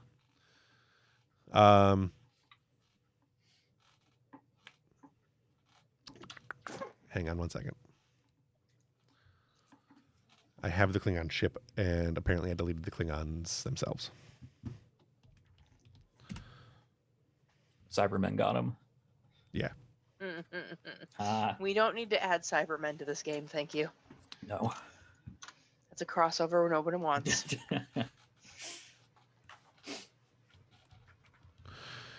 All right.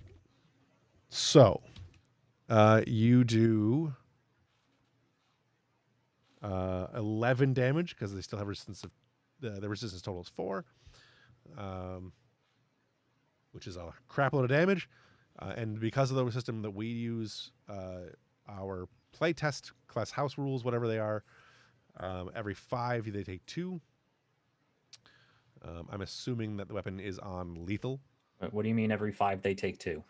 So every 5, rather than being all right. So normally in Star Trek, when you take 5 damage or more, you take an injury. Yeah. I really prefer it to be every 5 you take is an injury, which makes the game far more lethal. I gotcha. They stack, is what you're saying. They stack. Gotcha. So in this particular case, they have taken 10 damage, which is 2 wounds, 2 injuries, I should say. 11 damage. And 11 damage. Yeah. So let me multiply this 6 times so I have 6 of them. Insert a table that is 1 by 6. And I will track my wounds this way. Because I was totally prepared. I was totally prepared for this. I mean, I was, but. So, he's down to that many. And he has taken 2 wounds. He is still standing. Oy. Which, by normal rules, is not possible because you can only take 2 normally. Right. Okay. Awesome. And I assume you have the weapon set to heavy, to lethal. Oh, yes. Just normal lethal. Oh, yes. So, if you also look at our rules for damage, I have various levels there, but short of going to disintegrate, you're not going to do a whole lot more. Okay. There is high damage, high lethal, which is +2 damage, so you take 2 more. But I gain 2 threat for you to do that. So, or disintegrate, which just works. It doesn't. It's +4 damage, but still, that's pretty good. Let's just leave it at normal we'll just leave it at this. We'll just leave it at as much as I love giving you threat. Right. No, but I will be using quick to follow my action, quick to lead. One of them. Let's just keep the initiative. Right. So you manage to maintain momentum, which is the actual thing I think it's called. Keep the initiative. It's called keep the initiative. So Okay. there you go. Yeah. Which means that Quick to action. Yeah. yeah, which means either Chirka can go or you can have one of your NPCs go. I assume you want Chirka to go. Yeah, Yeah. I'll just go ahead and explode that thing. All right. Give me an attack roll, a basic attack roll. Difficulty is only 1. I want to make sure you hit somebody with it, and then I'll Can I just roll determine what damage is. engineering as the attack. Yeah, sure. See if we blow somebody up. I will use a momentum. 3 successes. Okay. So you blow somebody up. Let's see. I'm gonna just, for the sake of doing this, roll on Ambrose's sheet.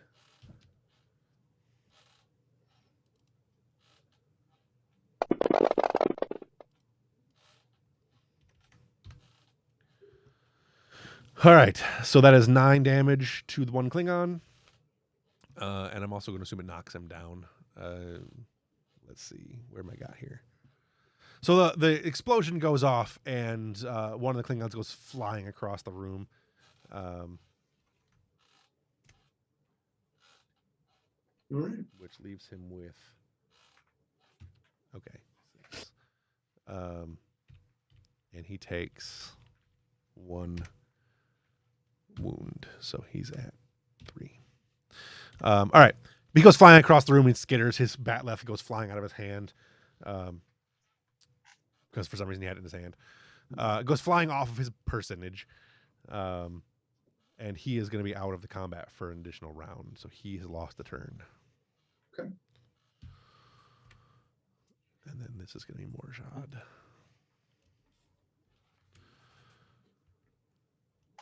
Who's going to have... All right. With that, I get to go. Morjad turns and looks at where the first phaser shot comes from, and then promptly turns to look at where the explosion was.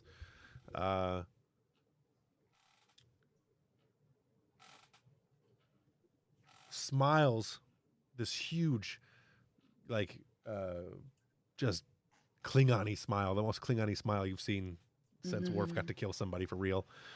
And he draws out his pair of mek'leth. And he is going to slowly walk towards Ambrose.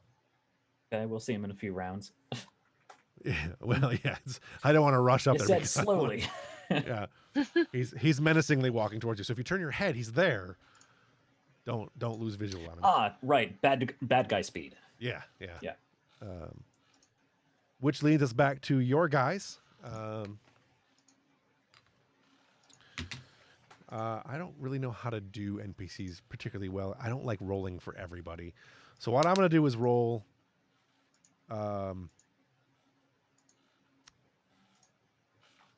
I'm going to make a roll and use a narrative decision. Does our plan give them It does. any It sort will, of- it will okay. take into effect. All right. So 9 and 2 with advantage. So all right. So the 4 guys, you know, they because you guys don't have any more actions you can do, so everyone, other Klingons and them are all just going to go now. They spin in. Their first guy rolls into the room. I got an email I had to check. Rolls into the room and opens fire, hits one of the Klingons. Your squad of guys rolls into the room and opens fire on the Klingons. A couple of Klingons manage to take some cover, but one of the Klingons actually takes several shots from one of the guys and is just flat eradicated. It's like that. It's that he takes 5 or 6 shots from 2 guys who are using, you know, area effect or whatever feature they're using from their phasers, and you like he gets that vaporization where it's he opened the ark kind of thing, and he just turns into a puddle of goo and batleth. So far, none of your guys are injured. The Klingons do fire back. Your guys are no longer under cover, but none of them are particularly injured. Let's see. I need a second row. However, the Klingons, the two remaining Klingons that are standing, draw their disruptor rifles, which I will go ahead and spend the threat to do. And they will open fire back, and they will miss for the first round. So your guys are okay for the first round. Good. Back to the top. It is your turn. How you want to do? You got one Klingon who's on the ground from the blow up. He can't act this. He will be able to act this round, but he couldn't act last round. You've got the one you've shot and injured. You've got two who are unharmed, and you've got one who is coming towards you, and it's also unharmed. Unarmed? Unharmed. Unharmed. Gotcha. He is armed. He is Yes, definitely he is armed with very much armed. Yeah. He has a pair of mek'leth, which will do you no good if he hits you with them. Although pair weapons don't mean anything in this game. So. Brian, did you have something? Yeah, I had something. What I would like to do is I would like to take a power source from my tricorder, and plug it into a device to try to make it an electromagnetic magnet, and try and disarm them using some engineering ingenuity. I'll allow it, but there's no discrimination for anything that your guys are carrying either. If it'll disarm their disruptors, it could also disarm your phasers. I was thinking just one person's this mek'leth. Yeah, like okay. How are you going to EMP a mek'leth? Not EMP. He's talking about like a magnetic, creating an actual magnetic field that will pull them to him. Okay. Doing that Magneto shit. Right. Or at least not necessarily to you, but away from him is what you're looking for, right? Yeah, well, I'm trying to disarm him using the disarm momentum effect. Right. Yeah, we'll do it. We'll do it as if it's a ranged attack. And if you get the momentum, then you can. If you get the two momentum, you can spend them to disarm him, and the weapons will go. They'll attach to something somewhere. Let's make this an engineering daring roll, and your difficulty will be 2 because the difficulty. We'll do it as a basic ranged combat. So makes sense to me. Oh, all right. It does not work. No. He smiles and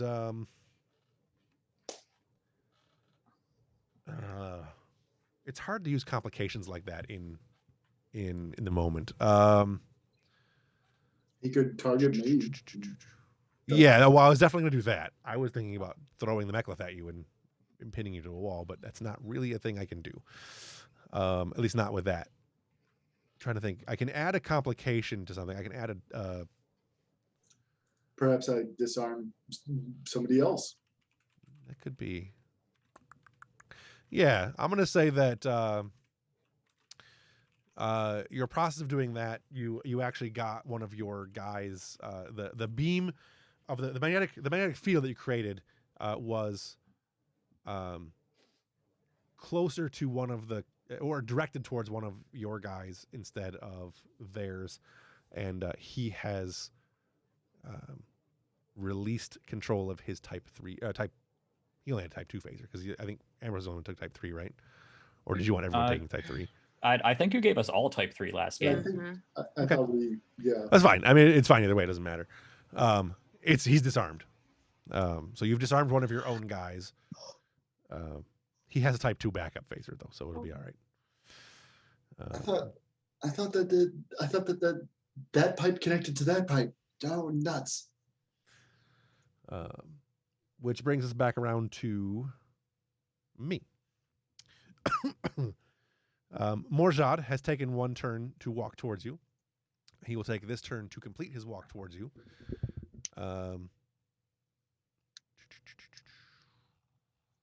Using his minor action to move. So he is now in range. And he will hack a slashy on Ambrose. I was going to do Chirka, but that's not fair to Chirka. That's Ambrose would definitely step in the way. Yeah. Yeah. All right. So Klingani rolls 2. Melee is contested, right?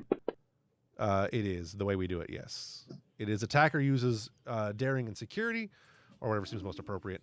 And if you are going to,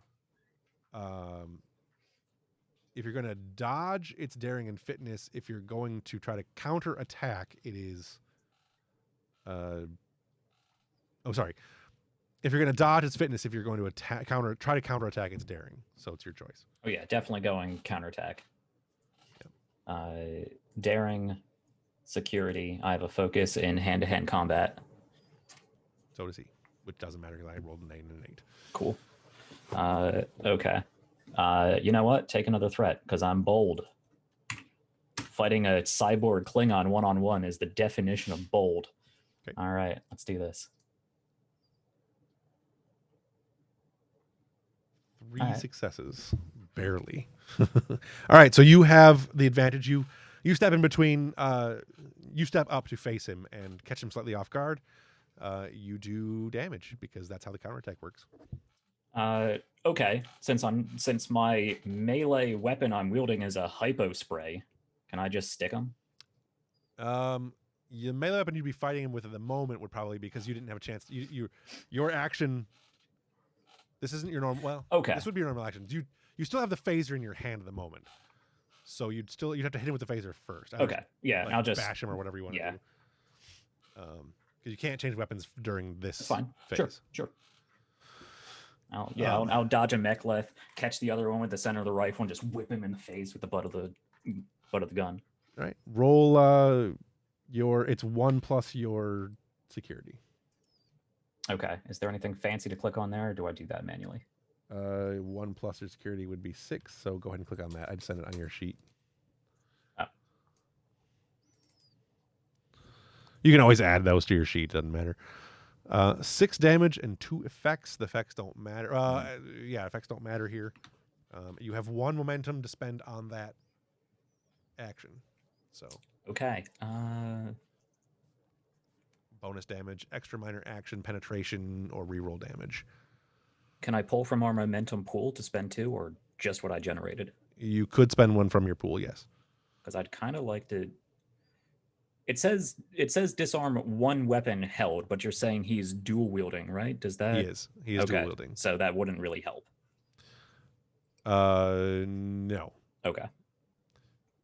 There also is a way to knock somebody down. When fighting with hand-to-hand, you can also, I believe, use the knockdown. You should normally have that from just punching, Knockdown, which is 2 momentum, I believe. No, it triggers if the effect. Oh, right. You can do it with effects. So. Okay. Right. So you can knock him down if you want to, and disarm him if you want to. Disarm 1 of his weapons if you want to. Okay. What does knocking him down? How does that benefit me? It makes him prone. It makes him use in order for him to get up, he'd have to use a move action, essentially. Okay. And that is using effects, not momentum, you said? Correct. And he can still attack you from the ground position, but it's at disadvantage. Right. So.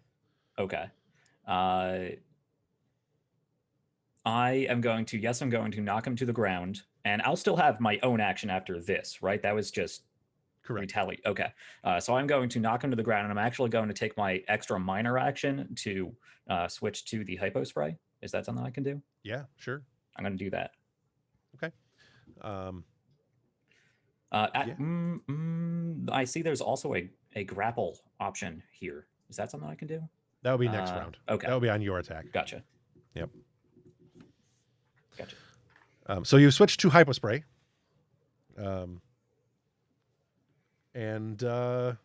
That was my action. I am going to be a dick and spend 2 threat to maintain my momentum.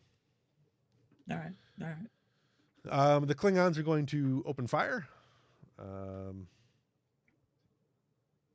will once again roll 2 dice and narrate as appropriate. Oh man, that's good for you guys. Okay. Once again, your guys open fire, their guys open fire. Some things happen. It goes back and forth a little bit. And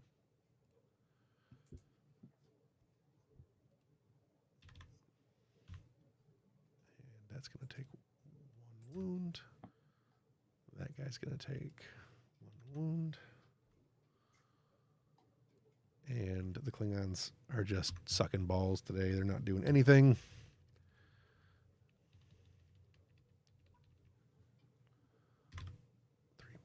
And then that guy gets up, and he will go after your action. I will have 1 more Klingon to go after you. So, let's see. It's not 3, only 2. Roll 2.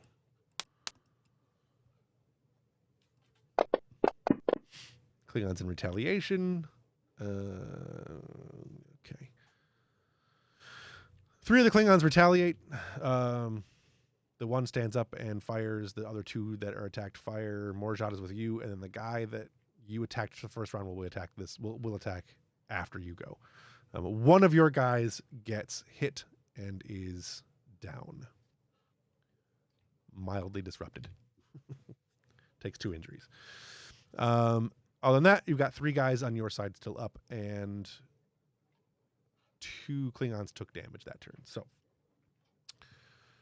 you can now go. Okay. Do I need to grapple this guy before I stick him with the hypo spray? You'd either grapple him or make a melee attack. I thought the grapple was an effect from a melee attack, or are they 2 separate things? I have them as we have as 2 separate things. So the combatant can attempt to grapple, hold, tackle, or otherwise restrain a foe from fitness, security. If you get more successes than your opponent, you don't do damage. Instead, you restrain the opponent, or in other words, attack them, and you'll be able to use your hypospray then. Or you just make an attack and hypospray them as if it was a normal melee attack. It might be worth noting that it requires a open hand, which if you're holding the phaser rifle in one and the hypospray in the other. I figured I just let that sling over onto my back. Yeah, I assumed you dropped the quote unquote dropped the phaser rifle, but they got straps. So yeah. Okay. Well, if it would take 2 actions to grapple and hypospray, but only 1 action to just hypospray, I don't see the reason to do the former. If I'm understanding how the flow of combat is going to work here. So unless it gives me benefits. So the combat, the only real reason to grapple him in this case is, grappling doesn't give your opponent a chance to counterattack, as it were. Doing the hand-to-hand combat, they can counterattack. Whereas this, if they're fighting off of the grapple, and if you don't grapple them, if you do succeed in the grapple, you can do the hypospray. If you don't succeed in the grapple, you can't, basically. Okay, if I succeed on the grapple, I get an automatic. I automatically also get to do the hyperspray. It's not a separate turn. Okay. It would not be. Okay. In this case. Does him being on the ground help me grappling him? I would say it would probably give you advantage. Seems a lot, but it would probably be advantage given that he's on the ground and prone, which would basically mean that you would have a +1. You know what? I'll tell you what. I'll give you a free momentum because that's easier. Okay. To do the math on. So grapple. Yeah, I'm gonna attempt to grapple him on the ground. That is a fitness and security versus fitness and security roll. Okay. Fitness. And I'm gonna security. Spend a threat. I'm gonna spend that free momentum that you gave me for a 3rd dice. And then I'm going to buy 1, give you another momentum with bold to get 4 dice with my focus. Fitness. security roll. Oof. Still 5 successes. All right, you managed to grapple him. Okay. Because I only got 3. Yeah, and I just, as soon as I knock him down, I'm just dive on top of him. We go into a tumble, and throughout this, I'm just going to pull out my hypo spray and try to jab it into his neck. Right. You do succeed in that. Roll. I'm going to say it's 12. Roll that top one, that 12 that I just created for you. Okay. That will be the hypo. That'll be the hypo spray doing damage. Oh, and it is. I thought this was an automatic knockout. Okay. Right. Well, it's supposed to be. Damn it, Dasabi. 12 should be for Come most on. anybody. I will say that this bypasses resistance, though. So you're doing 7 straight. And I only got 7 there. Didn't Yeah, I not roll great. higher on less dice? You did. Is there an option to? Can I spend momentum to reroll? I remember seeing that as a something somewhere. There's so many charts. You can spend 1 momentum to re-roll damage. Yeah, I'm gonna do that. What do I get to reroll? Any of those you want. What is not damage? I don't know what any of these numbers mean. So Because 1 is 1 damage. Star Trek has its own dice. Right. 1 is 1 damage. 2 is 2 damage. 3 and 4 are 0. 5 and 6 are 1 and an effect. So you'd want to re-roll at least your I want to reroll 1, 2, 3, 4, 5 fours. Or your 5 that are nothing. You have 5 that are nothing. Yeah, I'm gonna re-roll those 5. You could just re-roll all of them if you want to, because that's kind of a bad roll. Just re-roll all of them. You can if you want All right. to. You don't have to. You know what? Sure, that's probably easier. Just go again. Just do it again. Be better, please. All right, 10. that is the better. Yeah. 10 and 4 effects, which I will take the effects into account because of the medication, and they're going to count essentially as vicious 1. So that is 14 damage on Morjad, which puts him there. Resistance doesn't apply because it's a medication. He takes 2 wounds because of the thing. Almost takes 3. You don't have any momentum to spend. So you can't get a 15. So you can't get 3 wounds, but you get 2. And he gets a little woozy. You can see it in his eyes. Like it starts taking effect, and he kind of shakes it off. And you can see almost like in his eye, almost like a matrixy, in his left eye, something almost like a matrixy, like something is calculating inside of his eye, and you can see it. And that is your turn. But you're now lying on the ground. You're now lying on the ground, rolling around with a Klingon. The cyborg Klingon. With a cyborg Klingon. And the other Did Klingon not go as planned. The other Klingon is going to fire. He got the last one to go. I was going to fire at you, but now you're rolling on the ground, so he won't. He's going to aim that thing at Chirka and fire at Chirka. 2 to fire at Chirka. Counts as only 1. Oh, no, that is 2 successes because he's got the focus. So it hits. Damage on the disruptor is 4 plus his security, which is 4. 1, 2, 3. Yep, that's 8. Okay. 8d6. Go ahead and roll. 1, 2, 3, 4, and 5. So you take 5 damage, Chirka, from a disruptor. I will give you 2 threat to avoid the injury, and I will take the complication. What he was using a disruptor? I'll take this disruptor burn. All right. So Chirka's hit, knocked back a little bit, but nothing substantial. No game effect that is going to do anything other than the complication. The complication, right. That's a negative. It does. I mean, there's no. You know what I mean? There's no. You're not down or out. Not dying. You're not dying. Hits your shoulder area and like throws you back a little bit against the wall, and you have a pretty nasty burn on the left shoulder. Which brings us back around to the top, and you guys get to decide who goes first.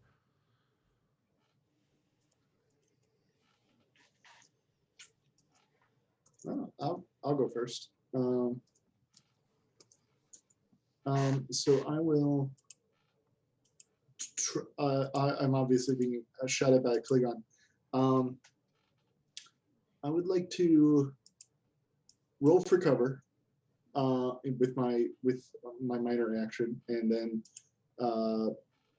shoot him with a phaser with my. I have a type 2 phaser. You're gonna shoot Morjad?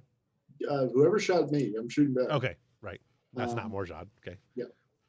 I will give you a threat to roll another die.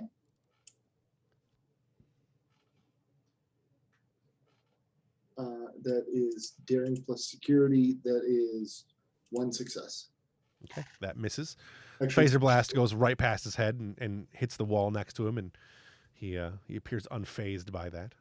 Okay. Get it? Phaser phased. Ah, Ha! Morjad goes next. What do I want to do with Morjad here? pass out. Just delayed effect. Just On your turn, he actually will take more damage from the drug, but that's on your turn. well, he is grappled, so that means he can only do certain things. Correct. May only attempt to break free, which I believe is again another contested roll. Yep. Or attack me with extra difficulty or something like that. Right. I get some sort of bonus.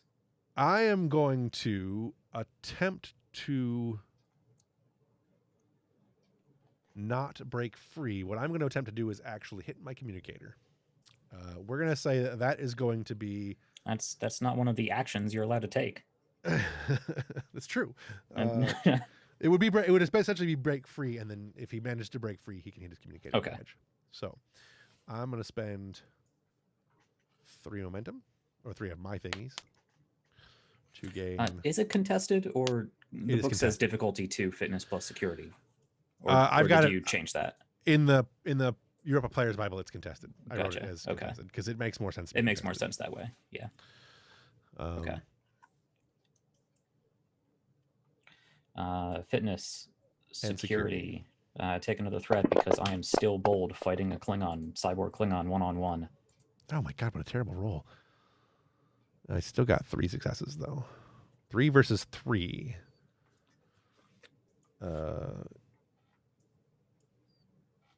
Technically, Tie goes to the player in this game, right? Ties go to the player in this situation. Well, ties go to the aggressor in this one. You're the aggressor. Okay. So he does not succeed. He goes to go for his to his communicator and does not succeed.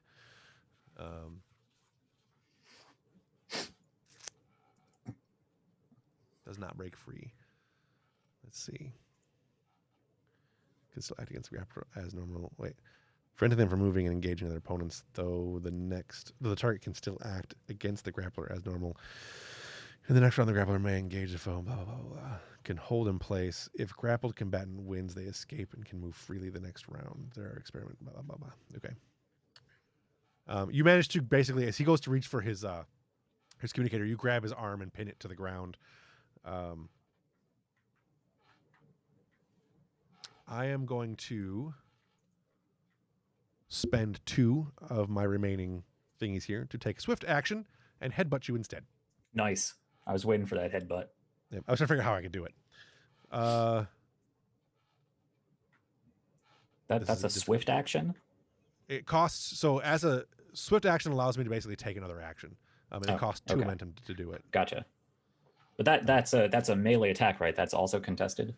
In this case, it's a melee attack increased with difficulty of 1. Yeah. Since he's not, it wouldn't, in this case, it's not going to be fitness and security. It's going to be just daring and security.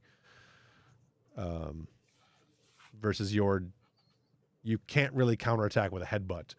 You're holding his arm, so it would be fitness and security would be your to attempt to not get hit. Okay. Fitness, and I'm security. going to spend 2 more here. I'll spend my last 2. Does anti-headbutt maneuvers count as hand-to-hand? I mean, that sounds like hand-to-hand. Yeah. Yeah. Okay, cool. Take another threat because I'm still bold. Man, he's rolling like crap today. That is still that's 4 successes. So he gets 4, but no, his what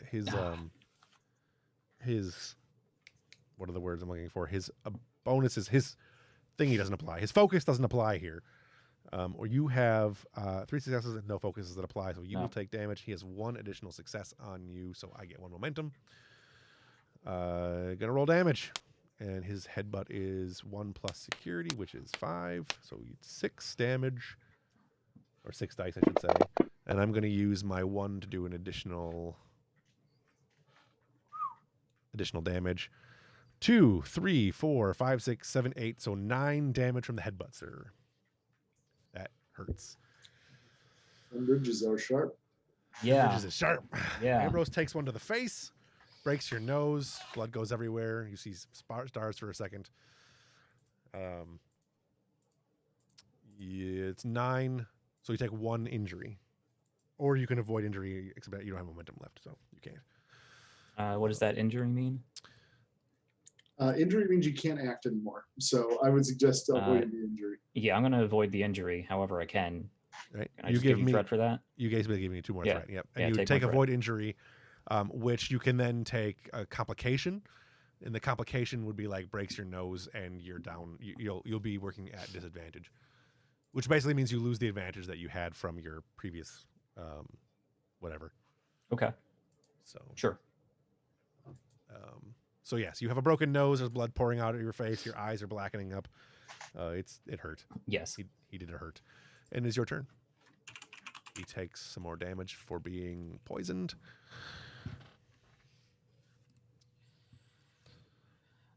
Which he's still up. Ugh.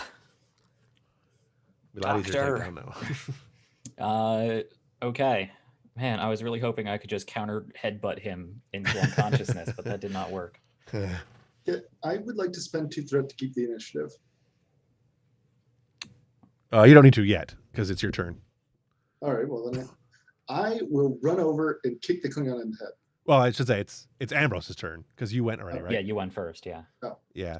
So to keep the initiative, you would have to spend 4 momentum. You're right. Never mind. Yeah, he'd have to go. You'd spend 2 to spend the initiative, and then 2 more. I lost track of the turns. Yeah. And 2 more to be able to do swift action. But it's Ambrose's turn at the moment. So. Okay. He is still grappled though, right? Correct. So I gain a bonus momentum on all melee attacks made against the grappled character. So yes. Yeah. I assume this hypo spray was a 1-use thing. Yes. I can't just double them up. Okay. Right. That'd probably be unhealthy anyway. Yes. Yeah, I'm just going to melee attack. Just continue to, just try to punch him. Yeah. Okay. Just rolling around on the ground, just alleyway brawling. Yeah. Okay. It is daring security. Daring security versus his fitness and security because he can't counterattack because you're grappling him. All right. Take your threat. I will spend that threat right now. By the way, I found the effects for being prone. It's 2 bonus momentum from attacks in close range, whether ranged or melee. So you get another bonus momentum there? 2 bonus. Yeah, he would get another one. You'd get 2 momentum, 2 additional momentum to go on there. Okay, so I can. They don't count towards rolls. They count towards what you can do on their sheet. Yeah. Okay. So he's got 1, 2, 3 successes. You've got 3 successes. You have advantage, so because you're the aggressor, so you can, but you have 0 momentum from the attack, but 2 momentum from the grapple. So okay. you can roll damage, and you have 2 momentum. Okay. That was 6 again, right? Yeah, correct.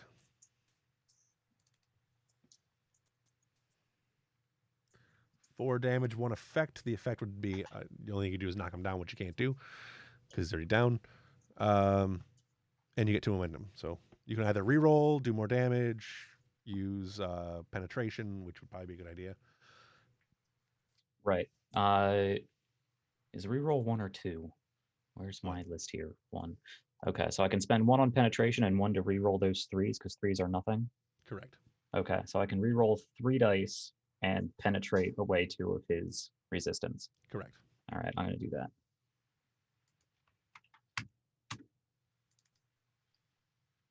There we go.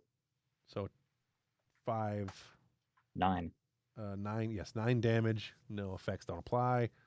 -2 because of his resistance.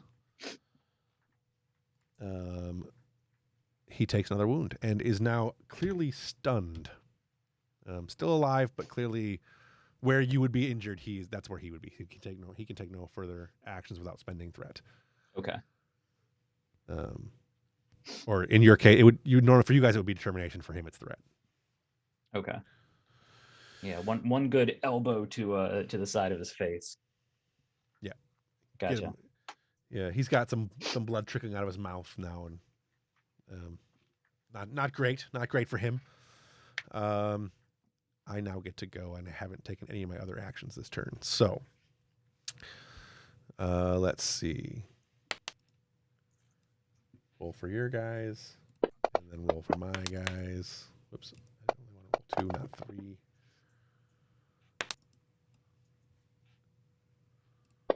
You guys do pretty good. My guys do pretty good. Okay, so they drop a Klingon. He's dead. They drop another Klingon. He's dead. One of your guys goes down. You're down 2. They're down 3. I have 2 left.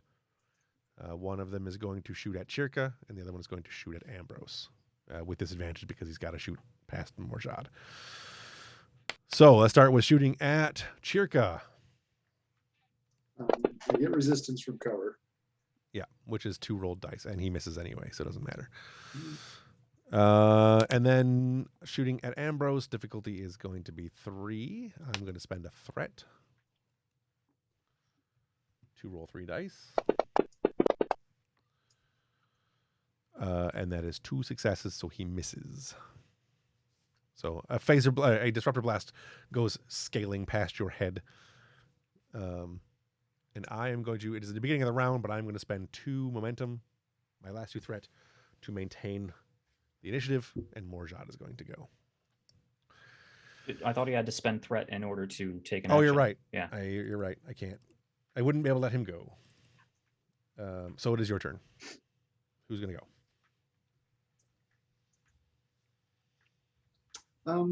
Yeah, I think I'm going to try and tackle Morjad. Well, Morjad's down. He seems to still be kicking. Well, he's down. He's being held by Ambrose, so you'll be getting involved with Ambrose to help hold down Morjad, which you can do. I'm not saying you can do it. I'm describing what the scene would be. Yeah, I mean, I'm just hoping I can do any damage whatsoever, and hopefully that'll be enough to render him defeated. Mm-hmm. Yeah, I'm going to count it out. I'm going to come over and kick him in the head. Well, the only thing past injured is dead, right? No, defeated. Which, if you're using a non-lethal attack, such as a kick, okay, you're unconscious. Fine. I won't 1v1 this Klingon. If you want to 1v1, I can do something else. We're collaborating here, so I can do something else. I do still have 2 other. There are still 2 other Klingons firing disruptors. I think they're more dangerous. I will shoot the other Klingons. I just wanted to have Chirka help somehow. Yeah. No, you do whatever you want to do. It's fine by me. All right. I will attack the other Klingons. Either shoot, disarm, you know blow what? up a console. I take that back. I am actually going to recover. 2 stress per momentum. Yeah, I'm going to do a fitness and command roll to catch my breath and be able to. Well, if I get hit, I'm not going to die. No, wait, I didn't take an injury. Never mind. You didn't take an injury though, yeah. Yeah. No, but I would need to do that to. But if I get hit again, I can't avoid the injury. That's how that works. Right. I'll take a shot. That seems worth the risk. I will aim and then shoot. Okay. Actually, you know what? I'm just going to charge. I'm going to charge for vicious. Okay.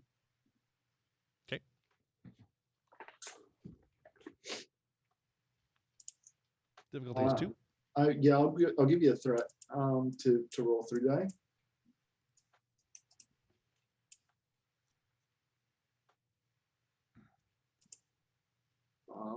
Well, that's one.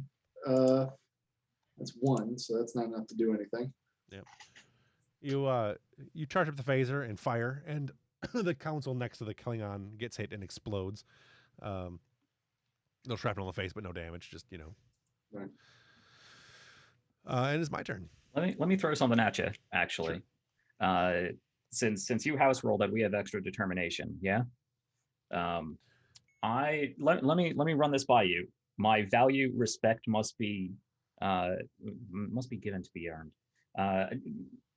I basically want to assert my dominance over this guy. Can I use that to take an additional task right now? By making him respect me, by 1v1ing him. Let me look at your thing here. See how this reads. Let's see.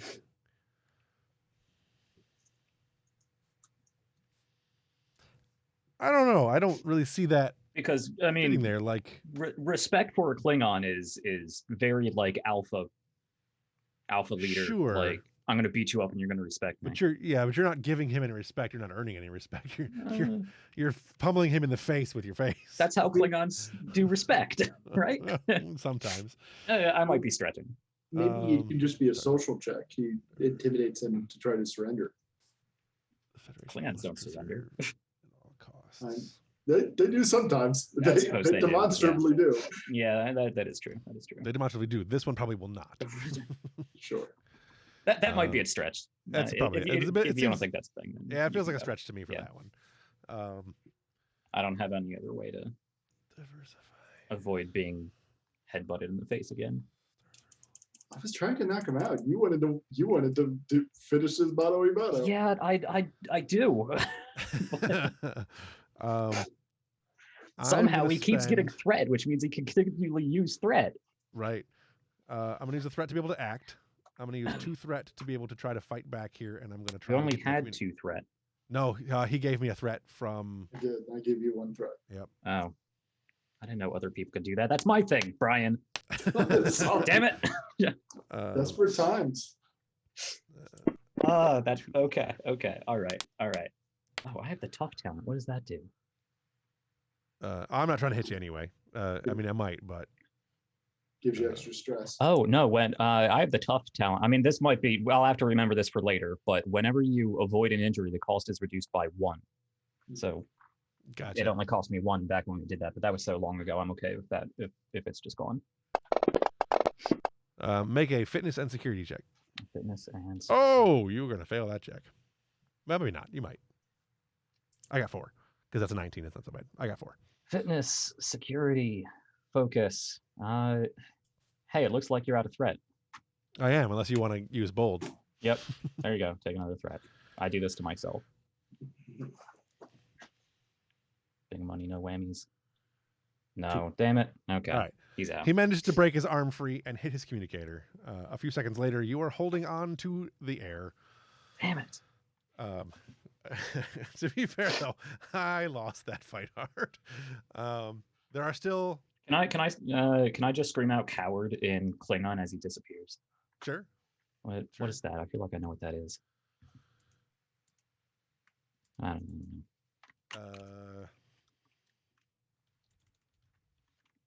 That's not Patak. That's something else. Cog Sofe. Sope?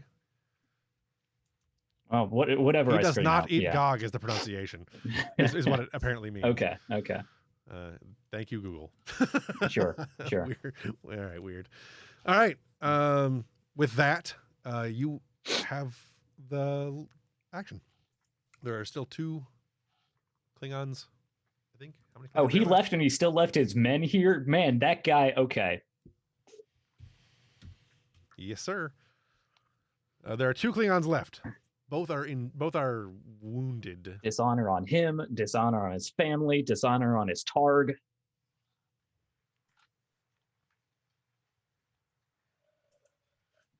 Hey, I had written it in. If you killed him or captured him, I actually had a way to move the story forward even without him. So, but I managed it. I survived to be fighting another day. What are you gonna do though? It's your turn. You have 2 of your guys up. There are 2 of their guys still around, and we're gonna wrap it up pretty soon here. So, what you want to do? Yeah, Ambrose is pissed. He has a broken nose, and this guy just bamped out on him. Did he take both his mechleths with him? No. Okay, they're clattered on the ground somewhere. Clattered on the ground somewhere. Yeah, this is a really stupid decision, but Ambrose is pissed. He's grabbing one of those mechleths and he's going for no, Ambrose is smarter than that. He's not a barbarian. No, he's just gonna re-sling his rifle and take a shot at one of the Klingons that are left up. Okay. That will be your to do that will be your minor action to go to kneeling and draw a weapon, so you can't do an aim, but you can fire. Okay. I'll do that. Control security. Correct. Difficulty is 2. Okay. I'll just roll here.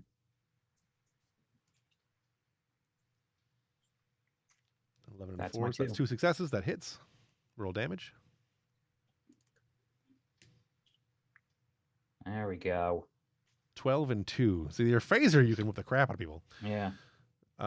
Which is strange because I'm really more built for hand to hand. Right. Well, phasers do a lot of damage. That is true. I mean, 6 is a lot of damage for hand to hand. Yeah. So you hit the Klingon, this guy over here. It doesn't really matter which one you hit. You had no momentum, so they got resistance. So you're actually only doing 8. 8. Well, that one is still going to drop. Drop either one of these. Well, not drop, but I'll do that to either one of these guys. 8 does 1 there, plus 1 for taking him. So he takes 2 more wounds. He's down to 1 wound. He's unconscious. No, well, unconscious, quote unquote. He can take an action by spending a threat. I mean, these were set to kill. He's dead, right?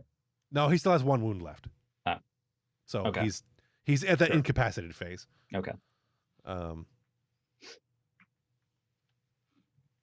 it's my turn.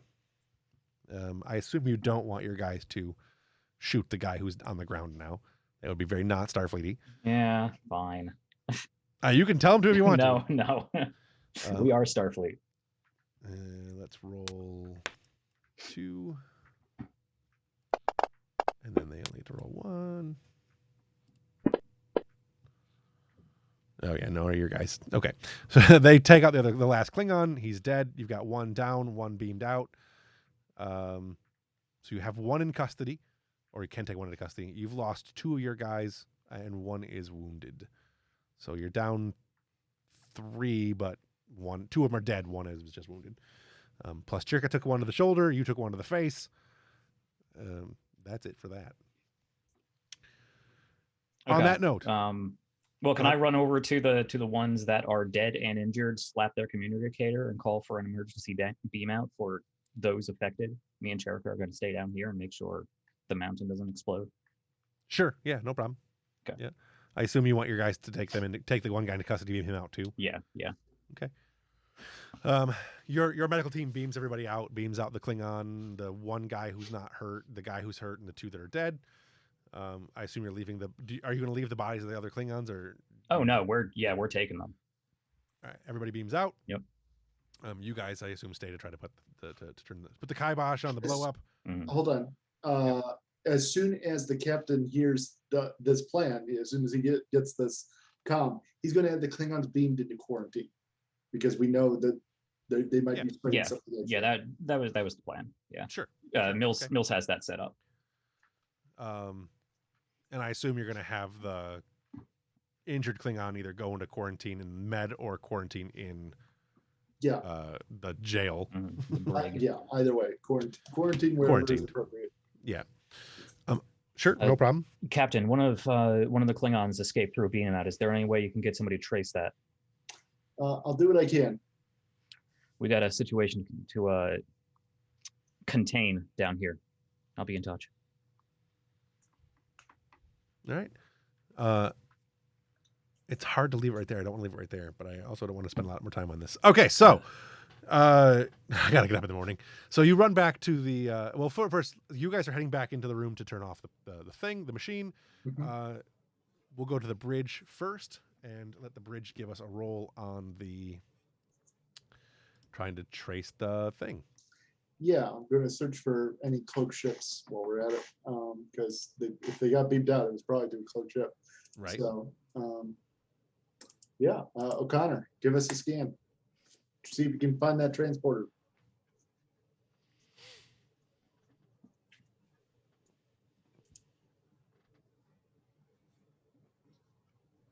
Yeah. You're Everyone's muted. got to wait. Everyone's got to wake up. So. No. You're You muted. don't have sound. You're muted. I can't hear you. Your headset out of power. I've been over There here you having go. whole ass conversations. Oh, no. Well then, She's been recent participating science? this whole time, and there's been no. I have. I just Uh, forgot that I muted the headset and Zoom. I unmuted Zoom. All right, Gotcha. reason science. Is that what we're Reason doing? and science. Yep. Reason and science. Difficulty is with these it is 3. It would normally be 4 because you have your sensors. It's 3. Okay. Yeah. Double Can a check. hinge That is come in with a direct? Yeah, that is a 15. Okay. Yeah, go back that here. doesn't. Damn You it. want to assist is what you want to do. Yeah, Right. can Yeah. he just assist with a direct is what I meant with Yeah. using command. That's 2. Target is 15. Plus, I'm sure the ships. Nice. Yay! Yeah, we get some momentums. Okay. You do in fact trace the transporter. Actually, I'm not going to give you the momentum yet because you can ask questions. You do trace the beam out to something above the not polar region but northern region of northern hemisphere. There is definitively a ship there, and it is beginning to move. We'll move to follow it. But I figure we'll pick that up next week. Also, to maintain the lock on it, you'll have to make additional rolls in the future. With that, I guess we will head back to Ambrose and Chirka, who have rushed into the room to disable the giant bomb that Chirka made. The clock is ticking down, to 10, 9, 8. Go ahead and give me a roll to disarm. The difficulty is only going to be 1 because you set it up to not blow up. So you only got to get 1 success on however dice you want to roll, and you have 1 momentum. Well, I will go ahead and use that remaining momentum. I would prefer not to explode. Just You'll a have bit. just enough time to, if you don't explode, to not explode, to beam out. So, I got 3 successes. So all right. You managed to, as it ticks down, it's 5, 4, 3, and you shut it off. You didn't get to 1. You were better than 1. Commander, I have good news, and I have good news. We're not going to blow up. That's the good news. And Isn't that enough good news? you for said the- good news and good news. Well, it means we're not going to explode twice. I mean, Captain, we have an Iconian gateway down here. Please advise. We're in pursuit of the Klingon vessel. Secure it as best you can. We'll be back for you. We'll beam down a team if we have time. And we'll leave it there. Find that Patak for me. All right. That's a good place to leave it. I like that. Okay. Gotta love frustrating players. All right. What moment stands out most to you this evening? Let me ask. Could Yeah. I identify him as Morjad, or is he just some faceless Absolutely. Klingon to me? Yeah, no, Okay, he's- man, I'm gonna have some words with Martok about how much of a bitch ass coward his son is. That's actually something I want you to do. I really do. There's some information to be gained there. What moment stands out most to you this evening? I personally liked pissing off Ambrose. Bitch ass coward Morjad. It's a daily event of mine I like to do. So check one off for accomplishment. Anybody else? I liked being able to be creative with the engineering. Yeah. I did like the attempt to use your engineering to disarm Morjad. Yeah, it's a Pretty shame it good. didn't work. but Yeah. Good attempt though. I liked it. Anybody else got anything? Who best embodied their character? A lot of combat in this session, so it's hard to say, but yeah, I thought Shirka did a really good job. thank you. I thought Tong with the bug and trace. Also the not telling anyone Yeah. Yes. what he's Yep. doing. Yeah. That's so Tong. He's in That's his own the- little world doing his own the- thing. That'll be the 90s sitcom spinoff. That's so Tong. That's so Tong. Yep. It's a hollow program he's creating. Right. Him and Eva. Anybody else got anything? It was a lot of combat. There was a lot of combat. Yeah, I tried to keep the combat interesting. But, I you know, enjoyed it. combat is combat. A lot of me asking questions because combat. This is the most complicated combat system I've ever had to deal with. But it's up there. It's really. I don't think it's that complicated. Really, it's fairly There's a simple. lot of moving pieces sometimes. There's a lot Yeah. of moving pieces There's per options. scene. Yeah. The challenge dice are fiddly. That's the problem. Yes. And well, those have been- there's momentum spends and effect spends. Then you have to roll d6s, but the d6s don't have the same faces, so you have to figure out what the Mhm. faces mean. And then you have Right. things you can spend momentum on and things you can spend effects Yeah. on, but you have to charge to get Weapon the effects. And effects. right. then Yeah. melee is contested and ranged is not, and yada. Well, there's so so many things you have to the consult, the and they're all contested in is different spots in the book. yeah. The contested thing is actually a rule that I did. That's not the book's rule. No, The it's- normal, okay. normally it's just one success to hit. No, it's in the Uh, book. I'm Contested. sure Yeah. melee has Well, always all been right. contested. It may be contested, but it's not. If it's not like there's no counter attack thing for it. That's something I stole from Vampire. Well, they inflict stress, so they don't do an attack roll. But yeah, Right. no, that's in there. If the target wins an opposed test, they inflict stress on you instead. Mhm. Yeah. Okay. Is that in the Klingon book? It's at least in the Klingon book. I think it's in the other one too. I have to reread that because that again the book is terribly written. Not terribly Yeah. written, terribly laid out. Organized, so things yeah, are terribly difficult to find. organized. Yeah. Right. I really don't actually like the Star Trek version of 2D20. Like I think every other version of 2D20 is better. Dune's Um, much better. I can tell you that. I think Conan is better. Like it's really not any more complicated than D&D. It's just again you've never done it, and it's not. It's everyone can do the same things, unlike in D&D Mhm. where it's like a wizard can do 50,000 things and It's- a warrior can do 30 It's like- things in a single action. It's like every system. It's got its pros and its cons, but Yeah. ground combat is not one of its pros. Yeah. Yeah. Well, I mean, combat isn't really a Star Trek trait either. Right. It's not a thing you see in Star Trek episodes very often. Yeah, but see, I wish it was faster then, because like Yeah. Agreed. fights in Star Trek are a lot faster. Yeah, you Although- walk up and you do the Kirk hammer and they go down. That's how combat works. Right. Right. Which is why I changed the damage to be for every 5 instead of 5 and over. But these Klingons have 4 wounds, which normally is not the case. Normally you only get 2. Yeah, Stupid cheating I Klingons. feel like that's not a great rule because it does make combat take way longer. It does, but you could think about how many rounds we went through, and it was still faster than a D&D combat by far. That is true. That is very true. I mean, that's true, but it was still basically we're fighting double the enemies. Yes. Yes. With half as many. They only have Yeah. as many attacks. But they Yeah. are cyborg genetically. I mean, it made sense to me. Yeah. It's I'm you're- okay with the length of the combat. Yeah. If The we idea played for a was normal 4 to 5 hour session, but since we Right. only got 2 hours in, the normal the number of components is what I was going for is increasing the number of opponents without increasing the number of combatants who can attack, because that them being able to attack ends you guys way faster.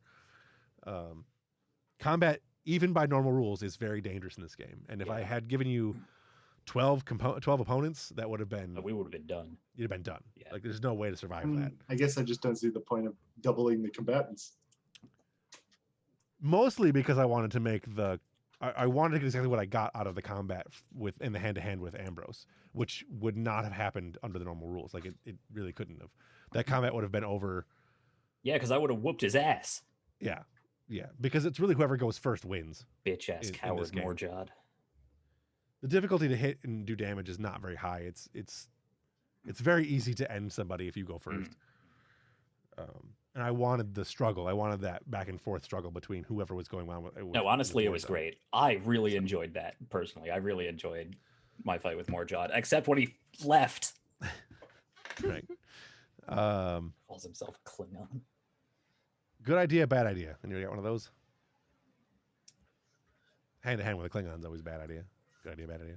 That's a great idea. I mean, objectively, not allowing Cherka to kick him in the head was a bad idea, but I wanted him. I wanted a one-on-one Marjok. Close. I mean, you definitely beat him. If he wasn't a bitch-ass coward Klingon, I would have got him. Anybody else have a good idea, bad idea? Another bad idea, Tong not telling anybody about the spy equipment he found on the ship.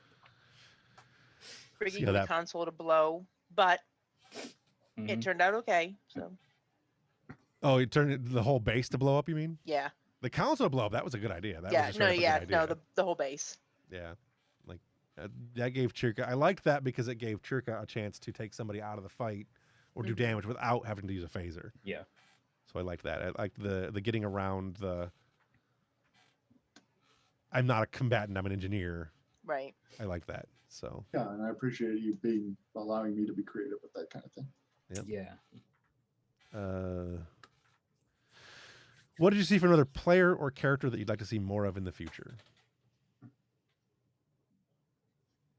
I liked Dasavi's attempted empathy. Not attempt, but empathy. It was hard to do much, but we didn't get to see as much as I would like to have. Just with the situation of the how many dead people there were and all that stuff. Define. Yeah. No. Dasavi. Do you? No. Yeah, you were when you're talking to the guy and then you talk to the captain and he's like, it's bad down here, and it wasn't a lot. It was a very minor thing you did, but because Dasavi was talking to the doctor, right? And then you talk to the captain. I was thinking capital E as in her abilities empathy. I'm like, I didn't do anything with that. No. I got you. All right, I'm with you. Yes, just being human, having a human moment. No. It's not, even though you're not a human. I liked Ambrose being decisive with rigging the base below and stuff. Like that's exactly the kind of thing I was hoping to see from him. And I'm glad I got it. You know, I know it was dangerous, but I like Ambrose being dangerous. Yeah. Yep. It's that bold trait every time. Let's get dangerous. Anybody else got one? I did actually really like Delphine playing, head nurse and whatnot. Yeah. Yeah, I like. I like the setup of it all. Yeah. I like that she just kind of stepped in and just started to do. Didn't really. Wait for orders. Yeah. She's bossy, and sometimes that works in her benefit. Right. Yeah. No, I like it. All right. If we change one thing about the session, what would it be? Marjod disappearing. I already mentioned the thing about wounds. I think that combat went longer than it probably should have. Yeah. Anybody else? Evelyn, you got anything? Not really. I'm exhausted today. I might have been less exhausted, but I think just circumstances are what they are. Yeah. I think combat will go faster once everybody is a little bit more familiar with what combat is. We're not going to do a lot of combat anyways. Like, well, and I think that's kind of the inherent catch-22 with Star Trek and combat is you don't get more streamlined with it until you do it more. Yeah. Right. And there just isn't that much combat. Right. I would say I felt like that hypospray could have done more, which would have helped curtail some of that combat length. Yeah. Because I mean I get it, he's cybernetic, he might have some filters or he's augmented and whatnot, but I mean, that was specifically designed to go against them, and I after the reroll rolled pretty high. Well, 12 damage after 12 damage with no resistance. That's pretty powerful. Yeah. So I was really confused why that didn't just. It also probably should have been a medicine check rather than a security check. Probably should have been, but Yeah. meh. Oh well. I'm not complaining. I would not have Yeah. hit. Yeah. I feel like making contact forcefully with a hypo spray would still be security. I'm not Sure. making the medicine. I'm not. Right. Yeah. You don't have to Well, it's- know where to administer it. You just administer. Assuming that it can be administered anywhere, which I'm going to assume that's part of what That's Dasabi how. was doing. Yeah, Yeah. that's how that would have been designed. Right. So, but it also did damage twice. So it did the first round of damage, and then your effect, it did a second Yeah. round. Yeah. So it did. It So actually did Even more 18 so. total That's a lot damage. of 18 knockout damage. I'm really surprised that wasn't enough to knock him out. But again, Cyborg augment. I'll take right. it. I still had It fun. all comes back so- down. It all comes back down to how many wounds he had. Ah, So Yeah. it Yeah. would have absolutely worked on a normal Klingon. Absolutely would have worked on a normal Klingon. yeah. Yeah.